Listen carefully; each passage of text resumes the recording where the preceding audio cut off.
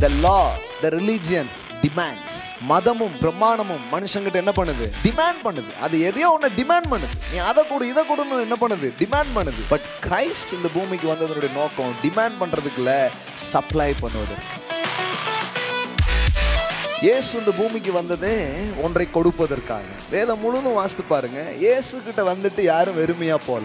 இந்த பிக்சர் மனுஷனுடைய மனசுல இல்லாம போனதுனால அவனுக்கு கடவுள்னால என்ன ஆயிடுச்சு? பயமாயிடுச்சு. நிறைய கேட்பார் போல. கடவுள் உங்ககிட்ட ஒன்னும் கேட்கறதுக்கு வரல.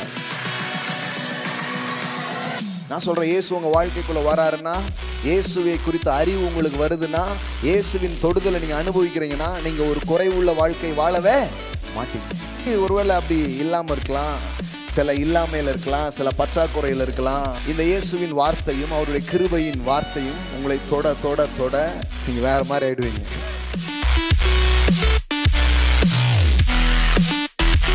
எதனால இந்த கிருபையை நம்ப முடியல? இந்த ஃப்ரீ கிஃப்ட் ஆஃப் காட் ஏன் நம்ப முடியலன்னா, இந்த உலகத்துல நம்ம பார்க்கிற எல்லாமே என்னதான்? பே சம்திங்.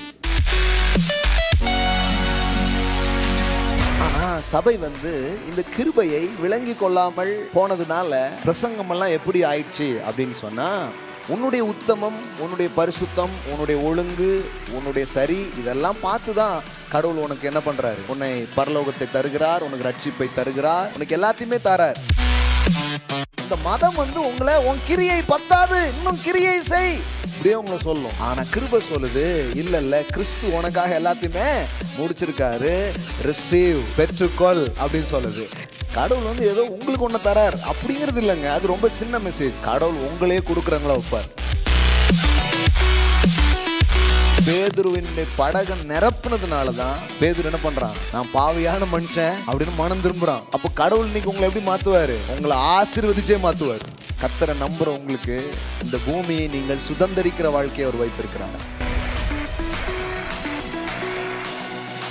ஒரு மனுஷனுடைய கீழ்ப்படியாமைனால இந்த மனுவர்க்கும் இந்த சாபக்கேடான வாழ்க்கைக்குள்ள வந்தது போல, இயேசு கிறிஸ்து என்னும் ஒருவருடைய கீழ்ப்படிதலால் இந்த உலகம் என்ன பண்ணப்பட்டிருக்கிறது?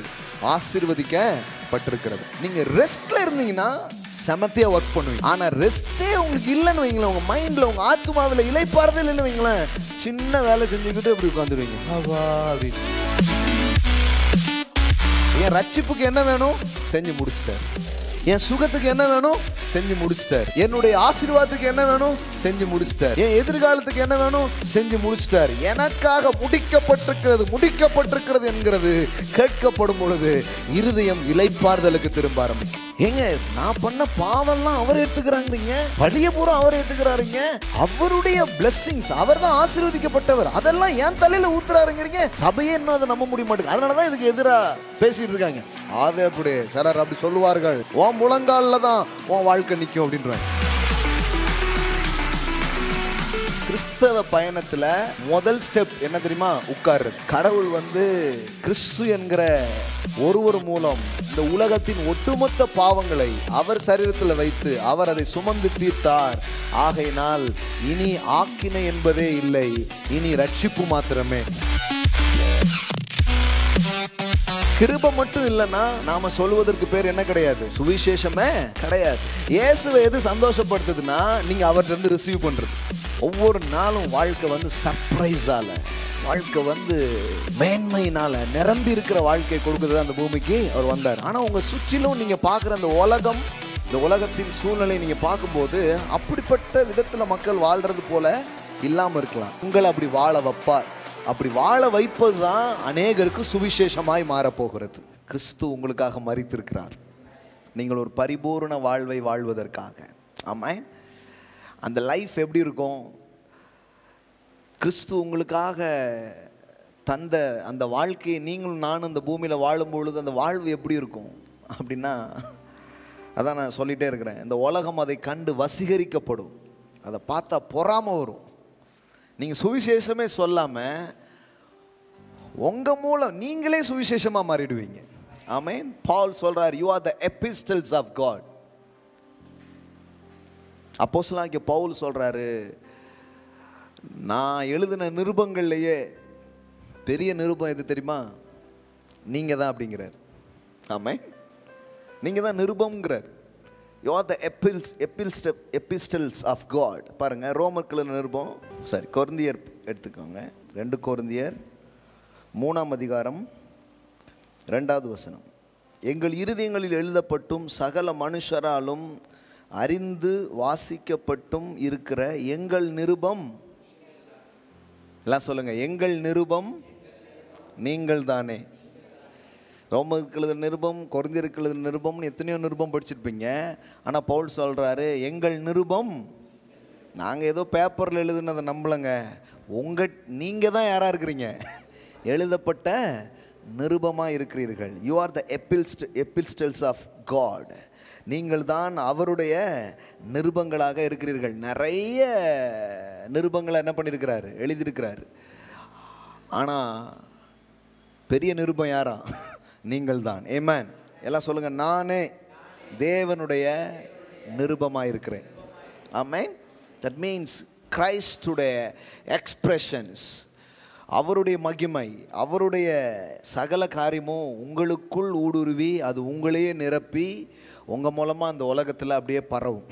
அதுக்கு தான் உங்களை கூப்பிட்டுருக்கிறார். ஆமென். யோவான் சுவிசேஷம் 1வது அதிகாரம் 16வது வசனம் பாருங்கள். John Gospel chapter 1 verse 16. அவருடைய பரிபூர்ணத்தினால் நாம் எல்லோரும் கிருபையின் மேல் கிருபை பெற்றோம். So grace upon grace. இயேசு இந்த பூமிக்கு வந்ததே ஒன்றை கொடுப்பதற்காக. எல்லாம் சொல்லுங்க, கொடுப்பதற்கு. நல்லா சொல்லுங்க, கொடுப்பதற்கு. அதனால தான் பாருங்க, கிரேஸ் கிவ்ஸ், ஃபெய்த் ரிசீவ்.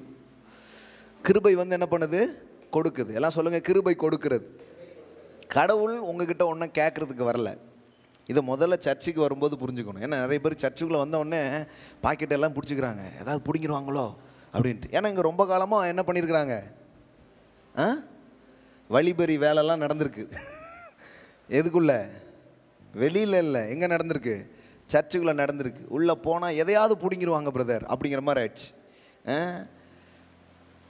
அதை எதையும் பிடிங்கிடுவாங்களோங்கிற பயம், என் சந்தோஷத்தை பிடிங்கிடுவாங்க. நான்லாம் மெதுவாக அப்படியே போயிட்டே இருந்தேன் பிகினிங்லலாம். என்னன்னு சொல்லிட்டாங்க, ஜீசஸ் உன் ஜீன்ஸ் பேண்டை பிடிங்கிடுவார் அப்படின்ட்டாங்க, உன் செண்டு பாட்டில் பிடிங்கிடுவார் அப்படின்ட்டாங்க. அதாவது இதெல்லாம் உன் சந்தோஷத்தை பிடிங்கிடுவார் அப்படின்னாங்க. அதனால் ஆண்டவருக்கு நமக்கும் எப்படி போயிட்டு இருந்ததுக்கு ரொம்ப நாள், இந்த கோட்டை தாண்டி நானும் வரமாட்டேன், நீங்களும் வரக்கூடாது, இப்படியே போயிட்டு இருந்தது ரொம்ப நாள். அப்புறம்தான் பார்த்தா அவர் எதையும் என்கிட்ட பிடுங்கிறதுக்காக வரல. ஏற்கனவே ஒருத்தன் பிடுங்கிட்டு போயிருக்கிறான் நிறைய. அந்த பிடுங்கினதெல்லாம் திரும்ப கொடுத்து என்னையே ஒரு கொடுக்குற ஆளாக மாற்றுற அளவுக்கு ஒரு வாழ்க்கையை தருவதற்காக தான் இயேசு இந்த பூமிக்கு இறங்கி வந்தார். ஆமென்.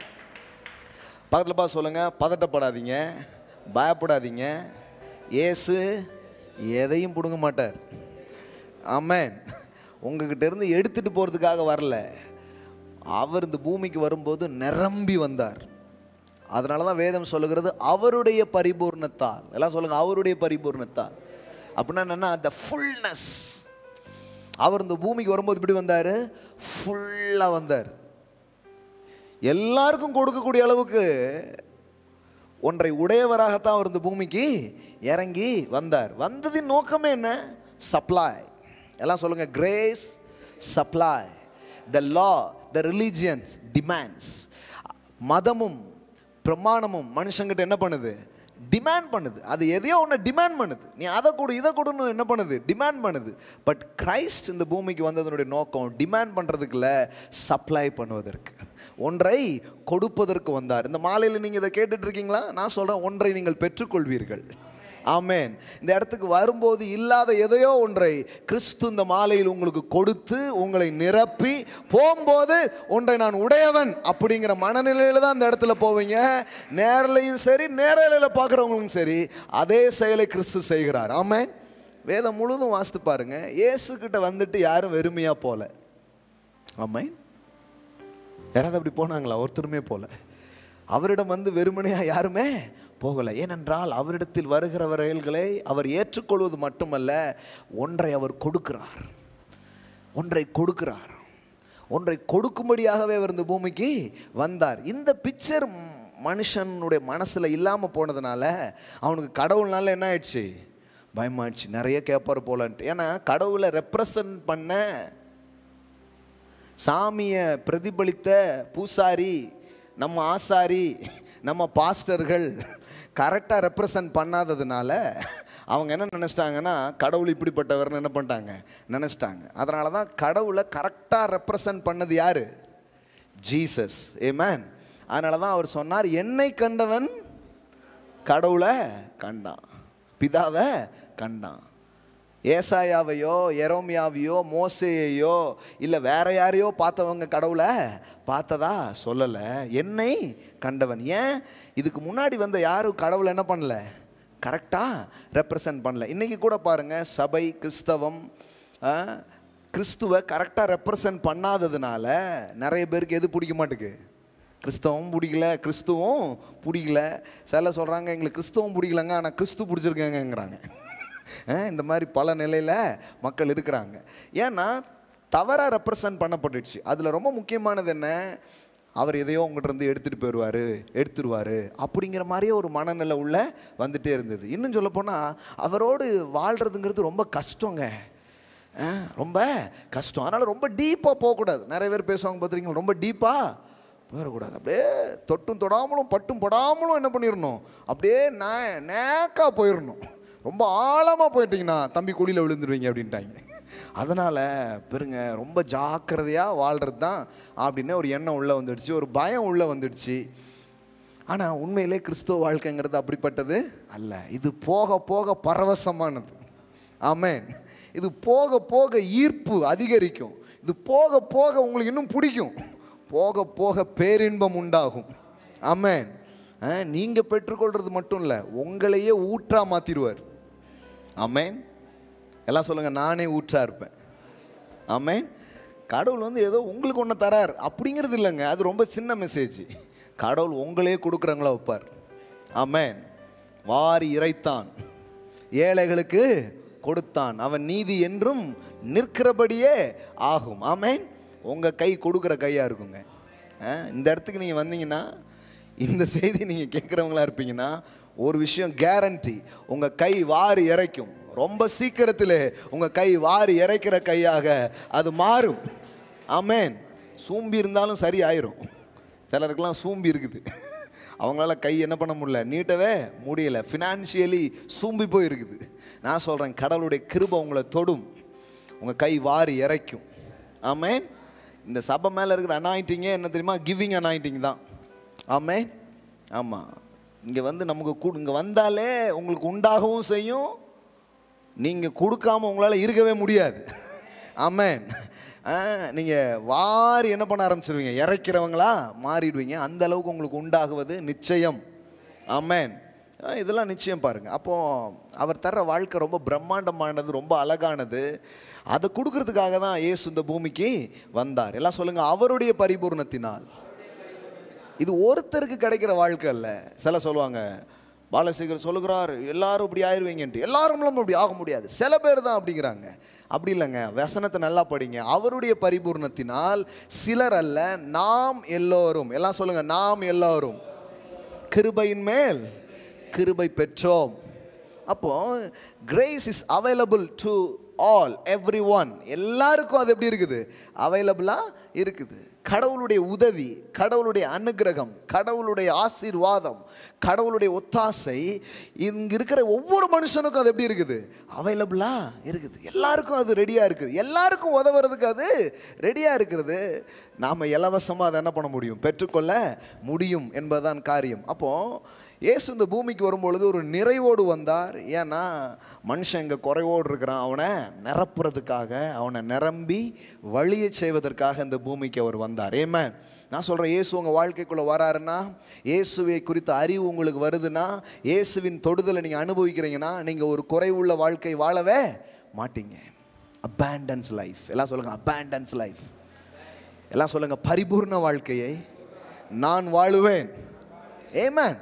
அதுக்காக தான் இயேசு இந்த பூமிக்கு வந்தார். இன்றைக்கி ஒருவேளை அப்படி இல்லாமல் இருக்கலாம், சில இல்லாமையில் இருக்கலாம், சில பற்றாக்குறையில் இருக்கலாம், ஃபினான்ஷியலாவோ வேறு எந்த ரீதியிலையோ. ஆனால் இந்த இயேசுவின் வார்த்தையும் அவருடைய கிருபையின் வார்த்தையும் உங்களை தொட தொட தொட நீங்கள் வேறு மாதிரி ஆகிடுவீங்க. எந்த அளவுக்கு போயிடுவீங்கன்னா, ரோமன் 5:17 நாம் படிக்கிறோம். அங்கே என்ன போட்டிருக்குது? கிருபையின் பரிபூர்ணத்தையும் நீதியாகிய ஈவின் பரிபூர்ணத்தையும் பெறுகிறவர்கள் என்ன ஆகும்? இயேசு கிறிஸ்து என்னும் ஒருவராலே ஜீவனை அடைந்து ஆளுவார்கள் என்பது அதிக நிச்சயமாமே. எல்லாம் சொல்லுங்க, ஆளும் வாழ்க்கை. நீங்கள் எங்கே போயிடுவீங்கன்னா ராஜா மாதிரி ஆயிடுவீங்கிறார். முதல்ல கிருபையை பெறுவீங்க. கிருபை ஏதோ ஒரு லெவல் அப்படி வேலை செஞ்சுட்டே இருக்கும். ஆனால் நீங்கள் தொடர்ந்து கிருபையை கேட்க கேட்க ரிசீவ் பண்ண எங்கே போயிடுவீங்கன்னா ரெய்னிங் லைஃப். எப்படி போட்டிருப்பாங்க? எப்படி போட்டிருப்பாருங்க? receive the abundance of grace and the free gift of righteousness, reign in life through the one Jesus Christ. எல்லாம் சொல்லுங்க, இந்த வாழ்க்கையை ராஜாவை போல நான் ஆண்டு கொள்ளுவேன்.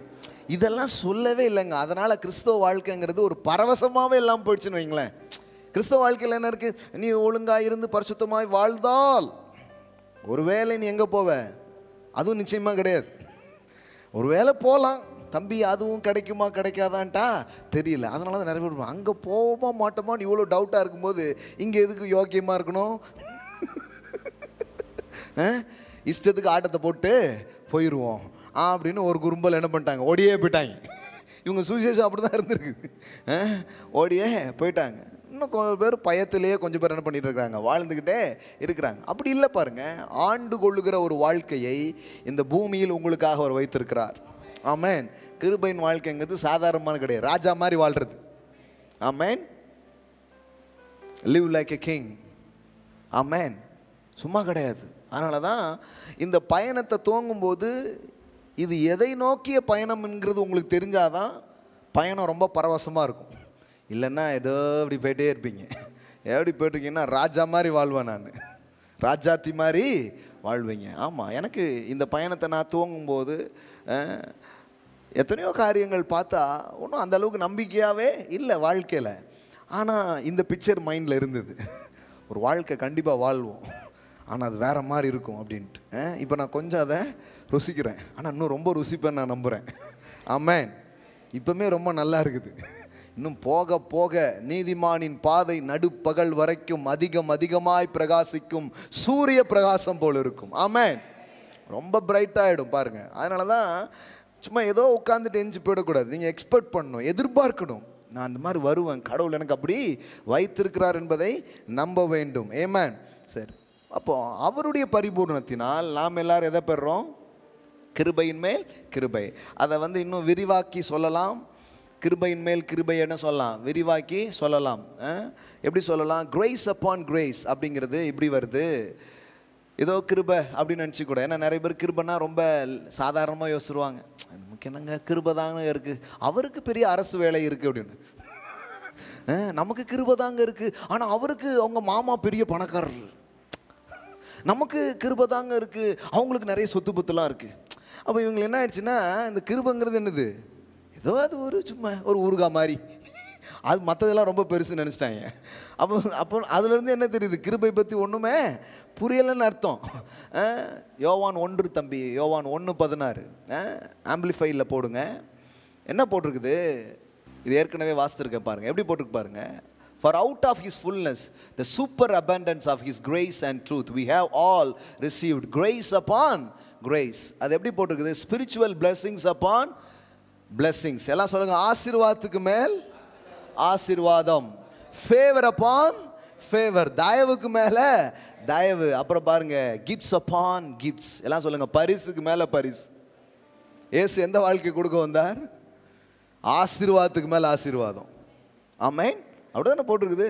அதுக்கப்புறம் பரிசுக்கு மேலே பரிசு. ஒவ்வொரு நாளும் வாழ்க்கை சர்ப்ரைஸால், வாழ்க்கை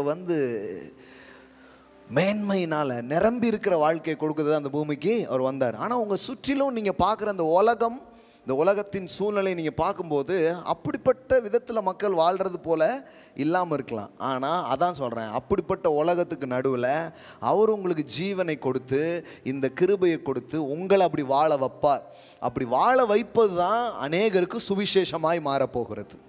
ஆமென். எல்லாம் சொல்லுங்கள், நானே சுவிசேஷம், நானே நிருபமாக இருக்கிறேன். You are the epistles of God. Amen. புரியுதுங்களா உங்களுக்கு? நீங்கள் தான் நிறைய பேர் பைபிள் படிக்க மாட்டாங்க, ஆனால் உங்களை படித்தாலே அவங்களுக்கு தெரிஞ்சிடும்.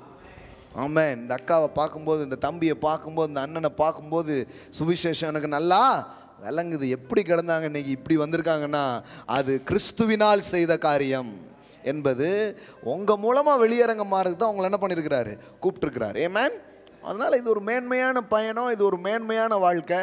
இது ஒன்றும் தரித்திர வாழ்க்கையோ பிச்சைக்கார வாழ்க்கையோ இல்லை, இது வந்து கொஞ்சம் பேர் பார்த்து சிறுபான்மையினரா அப்படின்னு உங்களை பார்த்து அப்படியே பரிதாபப்படுற ஒரு வாழ்க்கை கிடையாது. இவங்களும் பாருங்கள், பரிதாபம் தான் வாழ்க்கை நம்புகிறாங்க. முக்கால்வாசி கிறிஸ்தவங்க நம்புகிறாங்க. என்னங்க இவ்வளோ பரிதாபமாக வாழ்கிறீங்கன்னா எங்களுக்கு அங்கே இருக்குல்ல அப்படின்றதாங்க, எங்களுக்கு அங்கே இருக்குது அப்படின்ட்டாங்க. இப்படியே ரொம்ப வருஷம் என்ன பண்ணியாச்சு, ஓட்டியாச்சு. அப்படி கிடையாது பாருங்கள். கர்த்தரை நம்புகிற உங்களுக்கு இந்த பூமியை நீங்கள் சுதந்திரிக்கிற வாழ்க்கையை அவர் வைத்திருக்கிறார். ஆமென். You will inherit. எங்கே இன்ஹெரிட் பண்ணுவீங்க? You will inherit the earth, the land, houses. இங்கே இருக்கிற எல்லா விஷயத்தையும் நீங்கள் சுதந்திரிக்கிற மக்களாய் நீங்கள் இருப்பீர்கள். ஆமென். ரைட். ஸோ அப்போ கிருபையின் பயணம், இந்த கிருபை குறித்த புரிந்து கொள்ளுதல், இந்த கிருபை தருகிற வாழ்க்கைங்கிறது எப்படிப்பட்டதுங்கிற பிக்சர் முதல்ல நம்ம மைண்டில் நல்ல தெளிவாக இருக்கணும். இதுதான் எனக்காக அவர் வைத்திருக்கிறார். இப்படிப்பட்ட வாழ்க்கையை தருவதற்கு கிறிஸ்து தன்னை என்ன பண்ணியிருக்கிறாரு, உடச்சி ஊற்றி இருக்கிறார். ஒரு மனுஷனுடைய கீழ்ப்படியாமையினால இந்த மனுவர்க்கும் இந்த சாபக்கேடான வாழ்க்கைக்குள்ளே வந்தது போல இயேசு கிறிஸ்து என்னும் ஒருவருடைய கீழ்ப்படிதலால் இந்த உலகம் என்ன பண்ணப்பட்டிருக்கிறது, ஆசீர்வதிக்கப்பட்டிருக்கிறது. ஆமென். எல்லாம் சொல்லுங்க, நான் இயேசுவின் கீழ்ப்படிதலால் ஆசீர்வதிக்கப்பட்டிருக்கிறேன். Amen. You are already blessed. Amen. ஆனால் சபை வந்து இந்த கிருபையை விளங்கி கொள்ளாமல் போனதுனால பிரசங்கமெல்லாம் எப்படி ஆயிடுச்சு அப்படின்னு சொன்னால், உன்னுடைய உத்தமம், உன்னுடைய பரிசுத்தம், உன்னுடைய ஒழுங்கு, உன்னுடைய சரி, இதெல்லாம் பார்த்து தான் கடவுள் உனக்கு என்ன பண்ணுறாரு, உன்னை பரலோகத்தை தருகிறார், உனக்கு ரட்சிப்பை தருகிறார், உனக்கு எல்லாத்தையுமே தரார். எப்படி? According to your holiness, your obedience. இப்படியே சொல்லி ரொம்ப வருஷம் என்ன பண்ணிடுச்சு, அப்படியே ஆயிடுச்சு.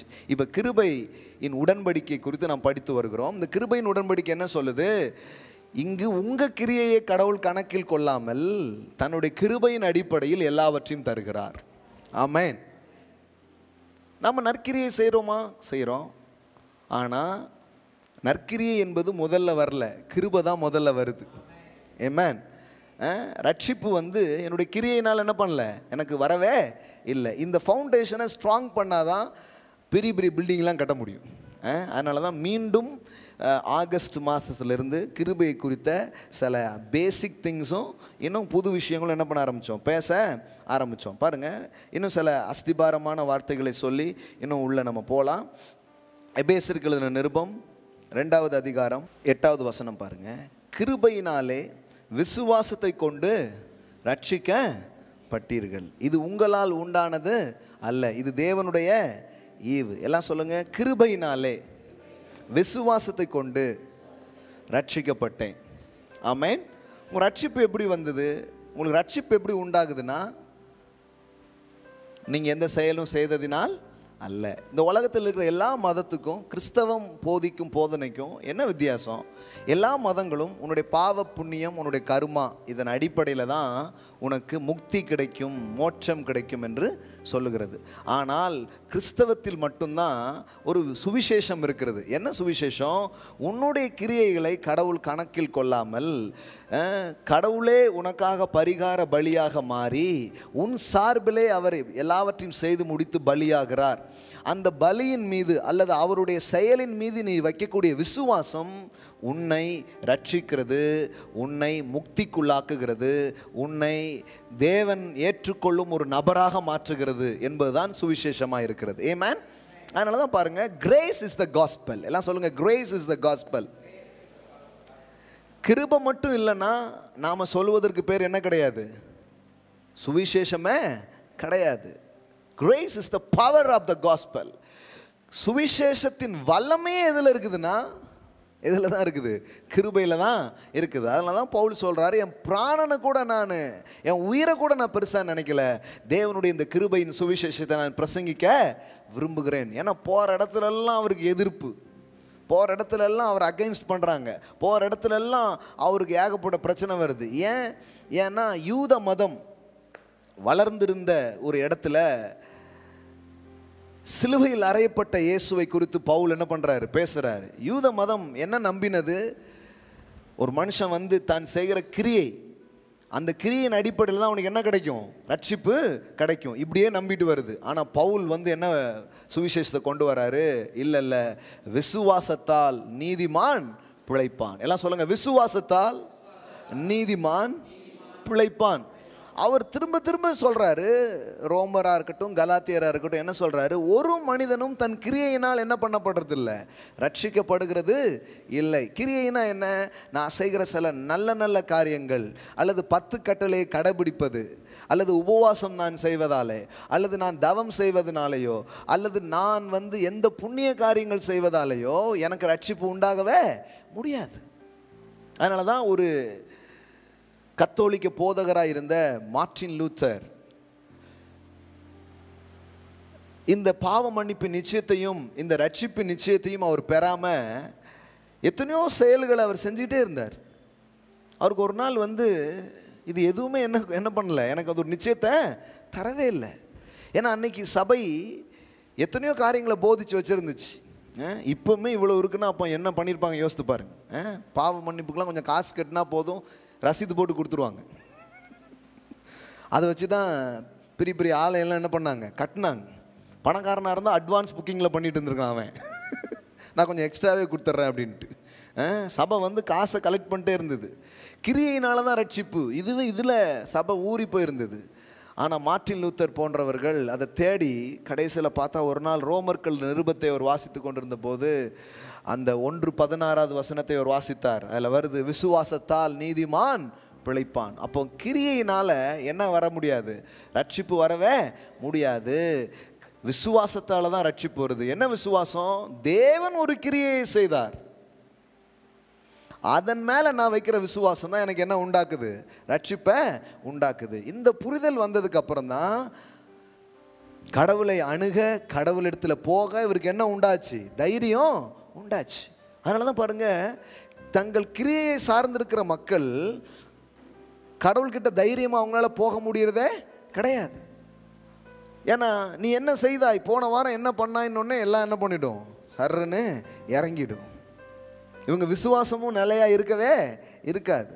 ஆனால் தேவனுடைய செயலால் தான் நான் ரட்சிக்கப்பட்டேங்கிறத புரிஞ்சுக்கும் போது அவங்க தைரியமாய் தேவனிடத்தில் அவர்களால் வர முடிகிறது. ஆமென்.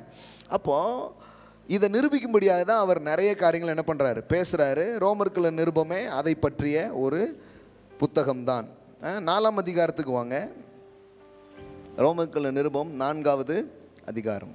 எக்ஸாம்பிள்ஸ்க்கு வந்து யார் எடுக்கிறாருன்னா, ஆபிரகாமுடைய வாழ்க்கையை அவர் எடுக்கிறார். கிரியை செய்யாமல் ஒரு மனிதன் நீதிமானாக மாற்றப்படுகிறான். கடவுள் ஒரு மனுஷனுடைய கிரியையை வைத்து அவனை நீதிமானாக்குறதே இல்லை. கிருபையினால தான் அவன் யாராக மாறுறான், நீதிமானாக மாறுகிறான். இதை பேசிட்டு ஒரு எக்ஸாம்பிள் எடுக்கிறாரு. அதான் ஆபிரகாமுடைய வாழ்க்கை. 4ஆம் அதிகாரம் பாருங்க, 1வது வசனத்திலிருந்து பாருங்க. அப்படியானால் நம்முடைய தகப்பனாகிய ஆபிரகாம் மாம்சத்தின்படி என்னத்தை கண்டடைதான் என்று சொல்லுவோம். ஆபிரகாம் கிரியையினாலே நீதிமானாக்கப்பட்டானாகில் மேன்மை பாராட்ட அவனுக்கு ஏது உண்டு? ஆகிலும் தேவனுக்கு முன்பாக மேன்மை பாராட்ட எதுவும் இல்லை. வேத வாக்கியம் என்ன சொல்லுகிறது? ஆபிரகாம் தேவனை விசுவாசித்தான், அது அவனுக்கு நீதியாக எண்ணப்பட்டதென்று சொல்லுகிறது.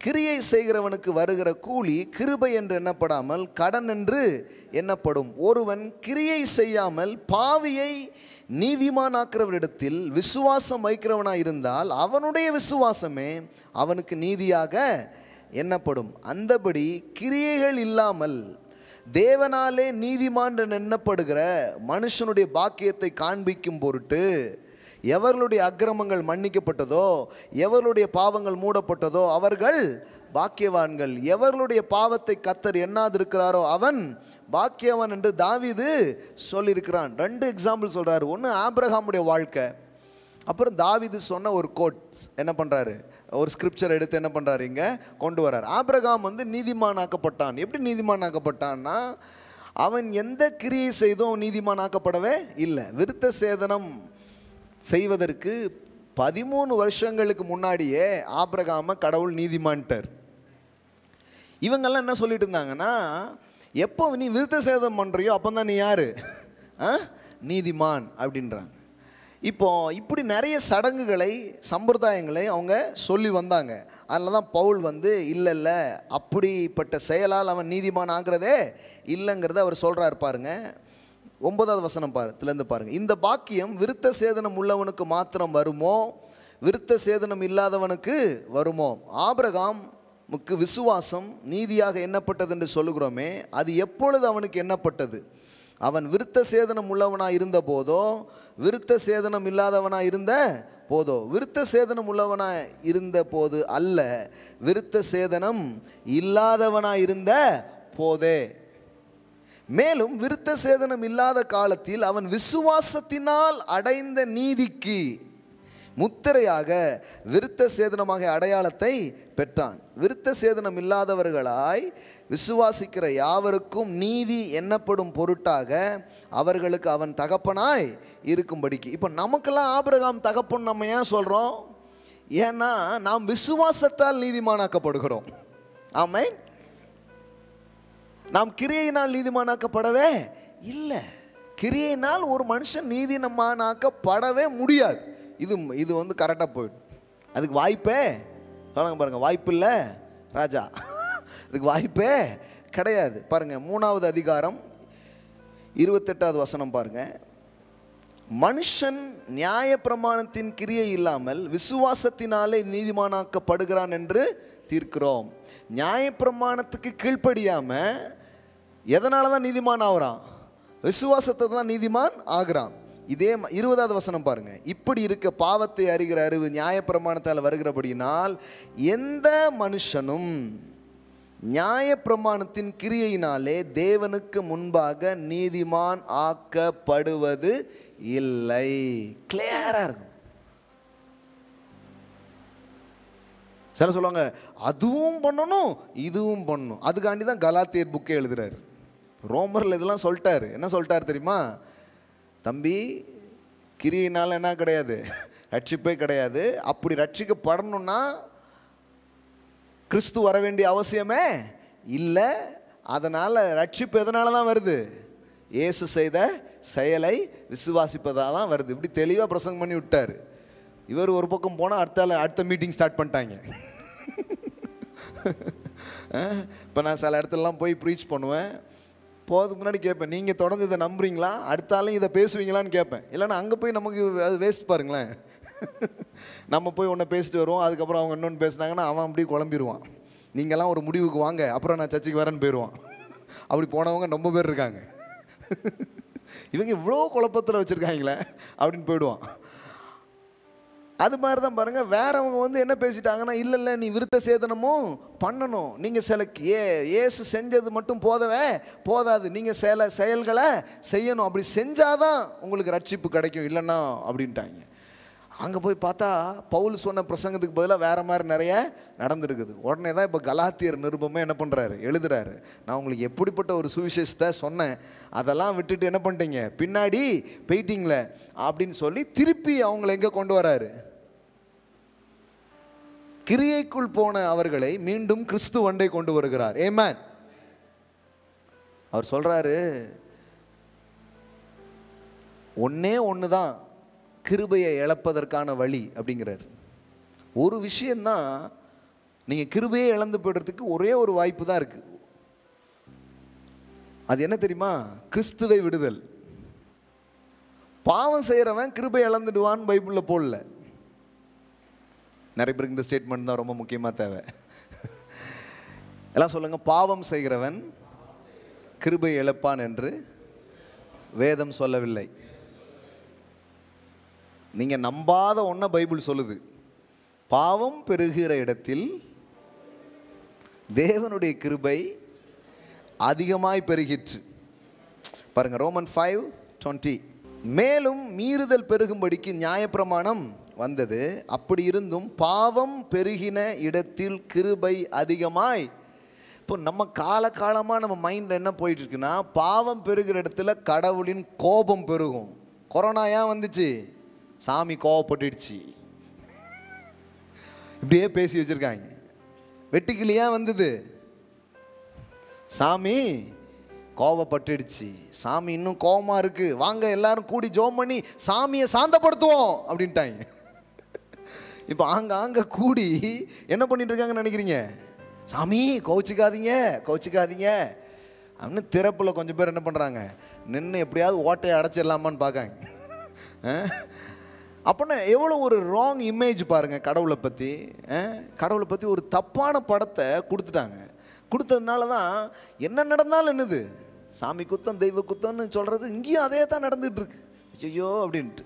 அதனால தான் பாருங்கள், இன்னும் மக்கள் கிறிஸ்துவின் மூலம் வெளிப்பட்ட அந்த தகப்பனை அவர்கள் பார்க்காமலே இருக்கிறார்கள். அவங்க இன்னும் எதில் தான் இருக்கிறாங்க? அந்த நியாய தீர்ப்பு, அந்த ஆக்கினை, அந்த அழிவு, இதை தான் கடவுள் கொடுக்குறார் அப்படிங்கிற மனநிலை தான் அவங்க என்ன பண்ணுறாங்க, வாழ்கிறாங்க. அவங்களுக்கு தெரியல கடவுள் கிறிஸ்து என்கிற ஒருவர் மூலம் இந்த உலகத்தின் ஒட்டுமொத்த பாவங்களை அவர் சரீரத்தில் வைத்து அவர் அதை சுமந்து தீர்த்தார். ஆகையினால் இனி ஆக்கினை என்பதே இல்லை, இனி ரட்சிப்பு மாத்திரமே. ஆமென். கடவுள் இந்த உலகத்தை ரெஸ்டோர் பண்ணிட்டு இருக்கிறார். இப்போ ஜட்ஜ் பண்ணிட்டு இல்லை, கடவுள் என்ன பண்ணிட்டு இருக்கிறாரு? ரெஸ்டோர்னா என்னன்னா என்ன சொல்றது, மறுசீரமைப்பு செய்து கொண்டிருக்கிறார். ஆமென். எல்லாம் சொல்லுங்க, மறுசீரமைப்பு. தன்னை விட்டு போன மனுஷனை மறுபடியும் சேர்த்துக்கிற வேலையில் இருக்கிறார். அவனை அடிச்சு போல போல போல போலன்னு அடிச்சு ஒன்றும் அவர் இழுத்துடல பாருங்க. அவர் அன்பினால் கிருபையினால் மனுஷன் என்ன பண்ணுறார், தன் அண்டை ஈர்த்து கொள்கிற ஒரு வேலையில் தான் கடவுள் இருக்கிறார். இப்போ இதை சொல்லாமல் என்ன சொல்லியாச்சு, இந்த அழிவு ஆக்கினையே என்ன பண்ணியாச்சு, சொல்லியாச்சு. ஏன் அப்படி சொன்னீங்க அப்படின்னா, அப்படி சொன்னால் தான் எல்லாரும் ஒழுங்காக இருப்பாங்க. இல்லையே, ரொம்ப வருஷமாக சொல்லிட்டீங்களே, ஒழுங்காக ஆகவே இல்லையே. அதனால தான் போன வாரம் பேசினேன், செவ்வாய்க்கிழமை ஞாபகம் இருக்கா? போன வாரம் என்ன பேசணும்? மனதை எது திருத்துகிறது? The goodness of God it leads to repentance. ஒரு மனுஷனை எது மாற்றுது? போன வாரம் பிரசங்க ஞாபகம் வந்துடுச்சா? இப்போ தான் அப்படியா, அதான் பேசுனீங்களா அப்படிங்கிறீங்களா? போன செவ்வாய்க்கிழமை என்ன பேசணும்? கடவுளுடைய நன்மைகள் ஒரு மனிதனை மாற்றுகிறது. எது மாற்றுது? எது மனசை எது திருத்துது? ரோமர் 2 வாசித்தோம்ல, the goodness of God it leads to repentance. ஒரு மனுஷனை எது மாற்ற முடியும்? blessings. எது மாற்ற முடியும்? குட்னஸ். சொல்லுங்க, கோபம் சாபம் அப்படிங்க, அதெல்லாம் மாற்றாது யாரையும். அது கொஞ்சம் பயமுறுத்தும், ஆனால் யாரையும் சேஞ்ச் பண்ணாது. சேஞ்ச் பண்ணுற வல்லமை எதில் இருக்குது? ஆம்பிளிஃபைடு வேண்டாம், நார்மல் போடுங்க, NKJV அந்த மாதிரி ஏதாவது போடுங்க. The goodness of God it leads us to repentance. கடவுளுடைய நன்மைகள் ஒரு மனிதனை மனம் திரும்ப செய்கிறது. அங்கே பாருங்க என்ன போட்டிருக்கு, not knowing that the goodness of God it leads you to repentance. ஒரு மனுஷனை எது மாற்றுதான்? மனம் திரும்புதல் எதனால் வருது? குட்னஸ். அதனால உங்களுக்கு சொன்னேன், பேதுருவினுடைய படகை நிரப்புனதுனால தான் பேதுரு என்ன பண்ணுறான், நான் பாவியான மனுஷன் அப்படின்னு மனம் திரும்புகிறான். அப்போ கடவுள் இன்னைக்கு உங்களை எப்படி மாற்றுவார்? உங்களை ஆசீர்வதிச்சே மாற்றுவார். உங்களை பிளஸ் பண்ணி உங்களை மாற்றுவார். ஒவ்வொரு நாளும் பாட்டு பாடுவீங்க, எனக்கா இத்தனை கிருபை, எனக்கு ஆண்டவரே என்ன. ஆமாம், உனக்கு தான், வச்சுக்கோச்சுன்னு. பாவம் பெருகின இடத்தில் கோபம் பெருகவில்லை, தேவனுடைய கிருபை அதிகமாய் பெருகிற்று. எப்படி அழகா போட்டு பாருங்க. இது நம்ப முடியுதா? இது நம்ப முடியல.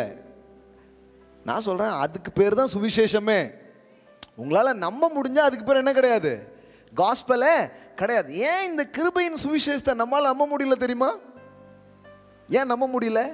கடவுள் ஃப்ரீயாக உனக்கு எல்லாத்தையும் தராரு, இலவசமாக தராரு. நீ கெட்டவனாக இருந்தால் கூட உன்னை அவர் ஆசீர்வதிக்கிறாருங்கிறத ஏன் நம்ப முடியலன்னா, இது நேச்சுரலே கிடையாது, இட் இஸ் சூப்பர் நேச்சுரல். இது இயல்பான மனதால் இது என்ன பண்ண முடியாது, நம்பவே முடியாது. ஏன்னா நீங்கள் இப்போ அன்றாடம் உங்களுக்கு நம்முடைய வாழ்க்கை பாருங்களேன். நீங்கள் ஒரு கம்பெனியில் உங்களுக்கு ஒரு ப்ரொமோஷனோ ஒரு வேலை உயர்வோ இல்லை ஒரு சம்பளமோ எதன் அடிப்படையில் தராங்க? கிருபையின் அடிப்படையில் தராங்க. பர்ஃபார்மன்ஸ் எதன் அடிப்படையில் தராங்க? பர்ஃபார்மன்ஸ் பண்ணிங்கன்னா தான் கொடுப்பாங்க. இந்த உலகத்தில் நம்ம செயல்படுற நம்ம எல்லா இதுவும் ஃப்ரீ கிஃப்ட் கிடையாது. 10 நாள் வேலைக்கு போகணுன்னா சம்பளம் தரமாட்டாங்க. அன்மெரிட்டட் ஃபேவர் அங்கெல்லாம் ஒர்க் ஆகாது. அங்கே நீங்கள் கரெக்டாக அதுவும் டைமிங்லாம் வச்சுருக்காங்க, நிமிஷத்துக்கு இவ்வளோ வச்சுருக்காங்க. நீங்கள் பஞ்ச் பண்ணுறது டைம் லேட் ஆகிடுச்சுன்னா அவங்க குறைச்சிருவாங்க. இந்த எதனால் இந்த கிருபையை நம்ப முடியல, இந்த ஃப்ரீ கிஃப்ட் ஆஃப் காடை ஏன் நம்ப முடியலன்னா, இந்த உலகத்தில் நம்ம பார்க்குற எல்லாமே என்னதான், பே சம்திங். ஏதாவது நீ என்ன பண்ணணும், விலை கொடுக்கணும். அதனால தான் உலகமே ஒரு தத்துவத்தை வச்சுருக்குது, நோ பெயின் நோ கெயின். அதை அப்படி ஞானஸ்தானம் கொடுத்து சபைக்குள்ளேயும் கொண்டுட்டாங்க. நோ கிராஸ் நோ க்ரௌன் அப்படின்ட்டாங்க. கிராஸ் அது கரெக்டுங்க, ஆனால் கிராஸ் எனக்கு இல்லை, அவர்லாம் கிராஸை தூக்குனாரு. கிராஸ் அவருக்கு, க்ரௌன் எனக்கு. அதான் காஸ்பல். ஆமென். நம்ப முடிய மாட்டேங்குது நம்மால. நீங்கள் பாருங்களேன், நீங்கள் கஷ்டப்படுறீங்க உங்கள் பிள்ளைங்க நல்லா இருக்கணுங்கிறதுக்காக. கரெக்ட் இல்லையா?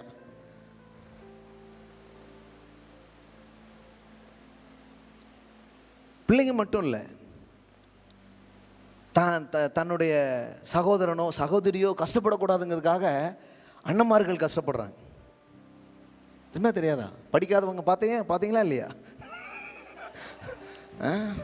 பார்க்கலையா? நீங்கள் படிக்கவே இல்லையா? எதையுமே வேதத்தான் படிக்காதவனாவது பார்த்தீங்களா? அவர் எப்படியாவது டாக்ஸி ஈட்டி ஓட்டி தம்பி என்ன பண்ணிடுவார், ஆனால் படிக்கிறதுக்காக ஹெல்ப் பண்ணுவார். ஒரு கூட்டு கிளியாக அப்படின்ட்டு. பிரதர் எங்களுக்கு ரோமர் கிமர்லாம் வேண்டாம் பிரதர், இந்த மாதிரி ஏதாவது சொன்னீங்கன்னா எங்களுக்கு புரியும் அப்படிங்கிறீங்களா? நீங்கள் ரோமர் கலாத்தி இருக்கீங்க, அப்படியோ இருக்கு. அப்போது நம்ம என்ன பார்க்குறோம், ஒருத்தர் கஷ்டப்படுறாரு எதுக்கு, இன்னொருத்தர் நல்லா இருக்கிறதுக்காக. இது மூவியில் இருக்கும், நிஜத்தில் சில நேரம் உண்மையிலே அப்படிப்பட்ட அண்ணன்லாம் இருப்பாங்க. ஆனால் சில நேரத்தில் பார்த்தா கொஞ்சம் வித்தியாசமாக இருக்கும். நம்மளை கஷ்டப்படுறதுக்காகவே அண்ணன் இருப்பான், நமக்கு இடைஞ்சல் கொடுக்கறதுக்காகவே இருப்பான். நான் ஒரு நாள் பேசிகிட்டு இருந்தேன், இடுக்கண்களில் உதவவே சகோதரன் பிறந்திருக்கிறான். ஒருத்தர் சொல்லிட்டார், நான் அந்த வசனத்தை நம்பவே மாட்டேன், எனக்கு என் சகோதரனை வச்சு தானே இடுக்கணே அப்படிங்காரு. அப்புறம் நான் சொல்ல வேண்டியது, அதாவது அது இயேசுங்கிற சகோதரன்.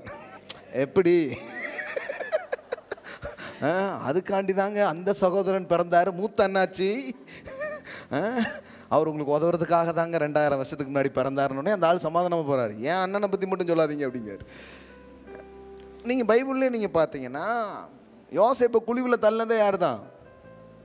அண்ணங்கள் தான். அதனால தான் பாட்டெலாம் எழுதிட்டாங்க, அண்ணன் என்ன தம்பி என்ன. இங்கே பர்ஃபெக்டாக இல்லை, அதனால் நமக்கு சில நேரம் புரியவே மாட்டேங்குது. உங்களுக்கு இலவசமாக கிடைக்கும்னா அது எப்படிங்க? நீங்கள் ஒன்றுமே பண்ணாமல் கடவுள் உங்களுக்கு ஒன்று தர முடியும்னா அதை ரிசீவ் பண்ணதுக்கு நமக்கு ஏகப்பட்ட தடை இருக்குது நமக்குள்ளே. ஏன்னா இந்த உலகத்தில்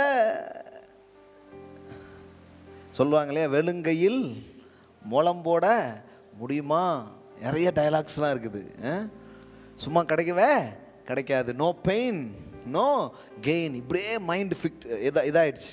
அதனால தான் பாருங்கள், காஸ்பலை நம்ம சொல்லும்போது நிறைய பேருக்கு அதுக்கு நம்பவே முடிய மாட்டேங்குது. என்னங்க இது, ஏங்க நான் பண்ண பாவம்லாம் அவர் எடுத்துக்கிறாங்கிறீங்க, பழிய பூரா அவர் ஏற்றுக்கிறாருங்க, அவருடைய பிளெஸ்ஸிங்ஸ், அவர் தான் ஆசீர்வதிக்கப்பட்டவர், அதெல்லாம் ஏன் தலையில் ஊத்துறாருங்கிறீங்க.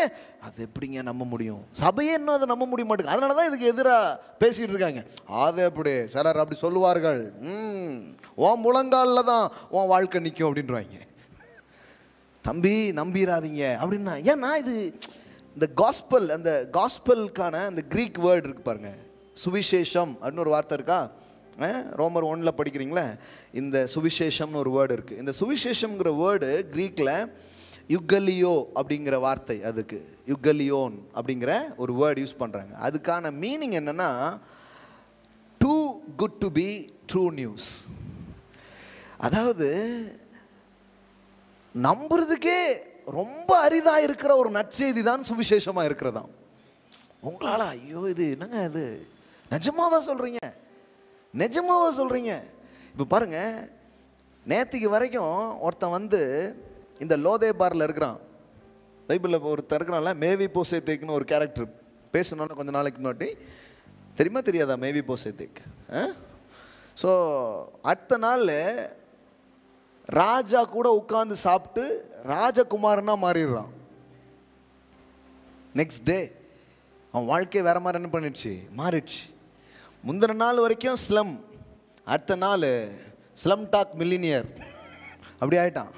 ஜெய் ஹோ ஜெய் ஹோ அப்படின்னு பாட்டெலாம் பாடி வேற மாதிரி செலிப்ரேட் பண்ணிட்டு இருக்கிறாங்க. எப்படின்னா ஃபேவர், ஒரு ஃபேவர் வந்து ஒரே நாளில் அவன் வாழ்க்கையை என்ன பண்ணிடுச்சு, மாற்றிடுது.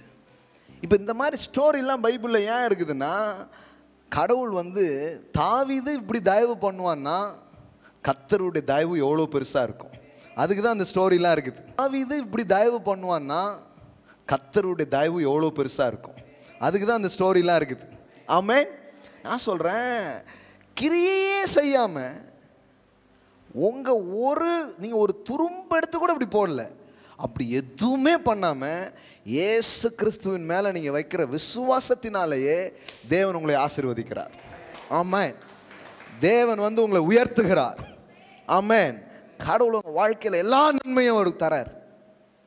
இது வந்து நம்ப முடியாத ஒரு நற்செய்தி. எல்லாம் சொல்லுங்கள், நம்ப முடியாத நற்செய்தி. Unbelievable, unbelievable. நம்பவே முடியலங்க. அதுதான் சுவிசேஷம். ஆச்சரியமாக இருக்குதுங்க.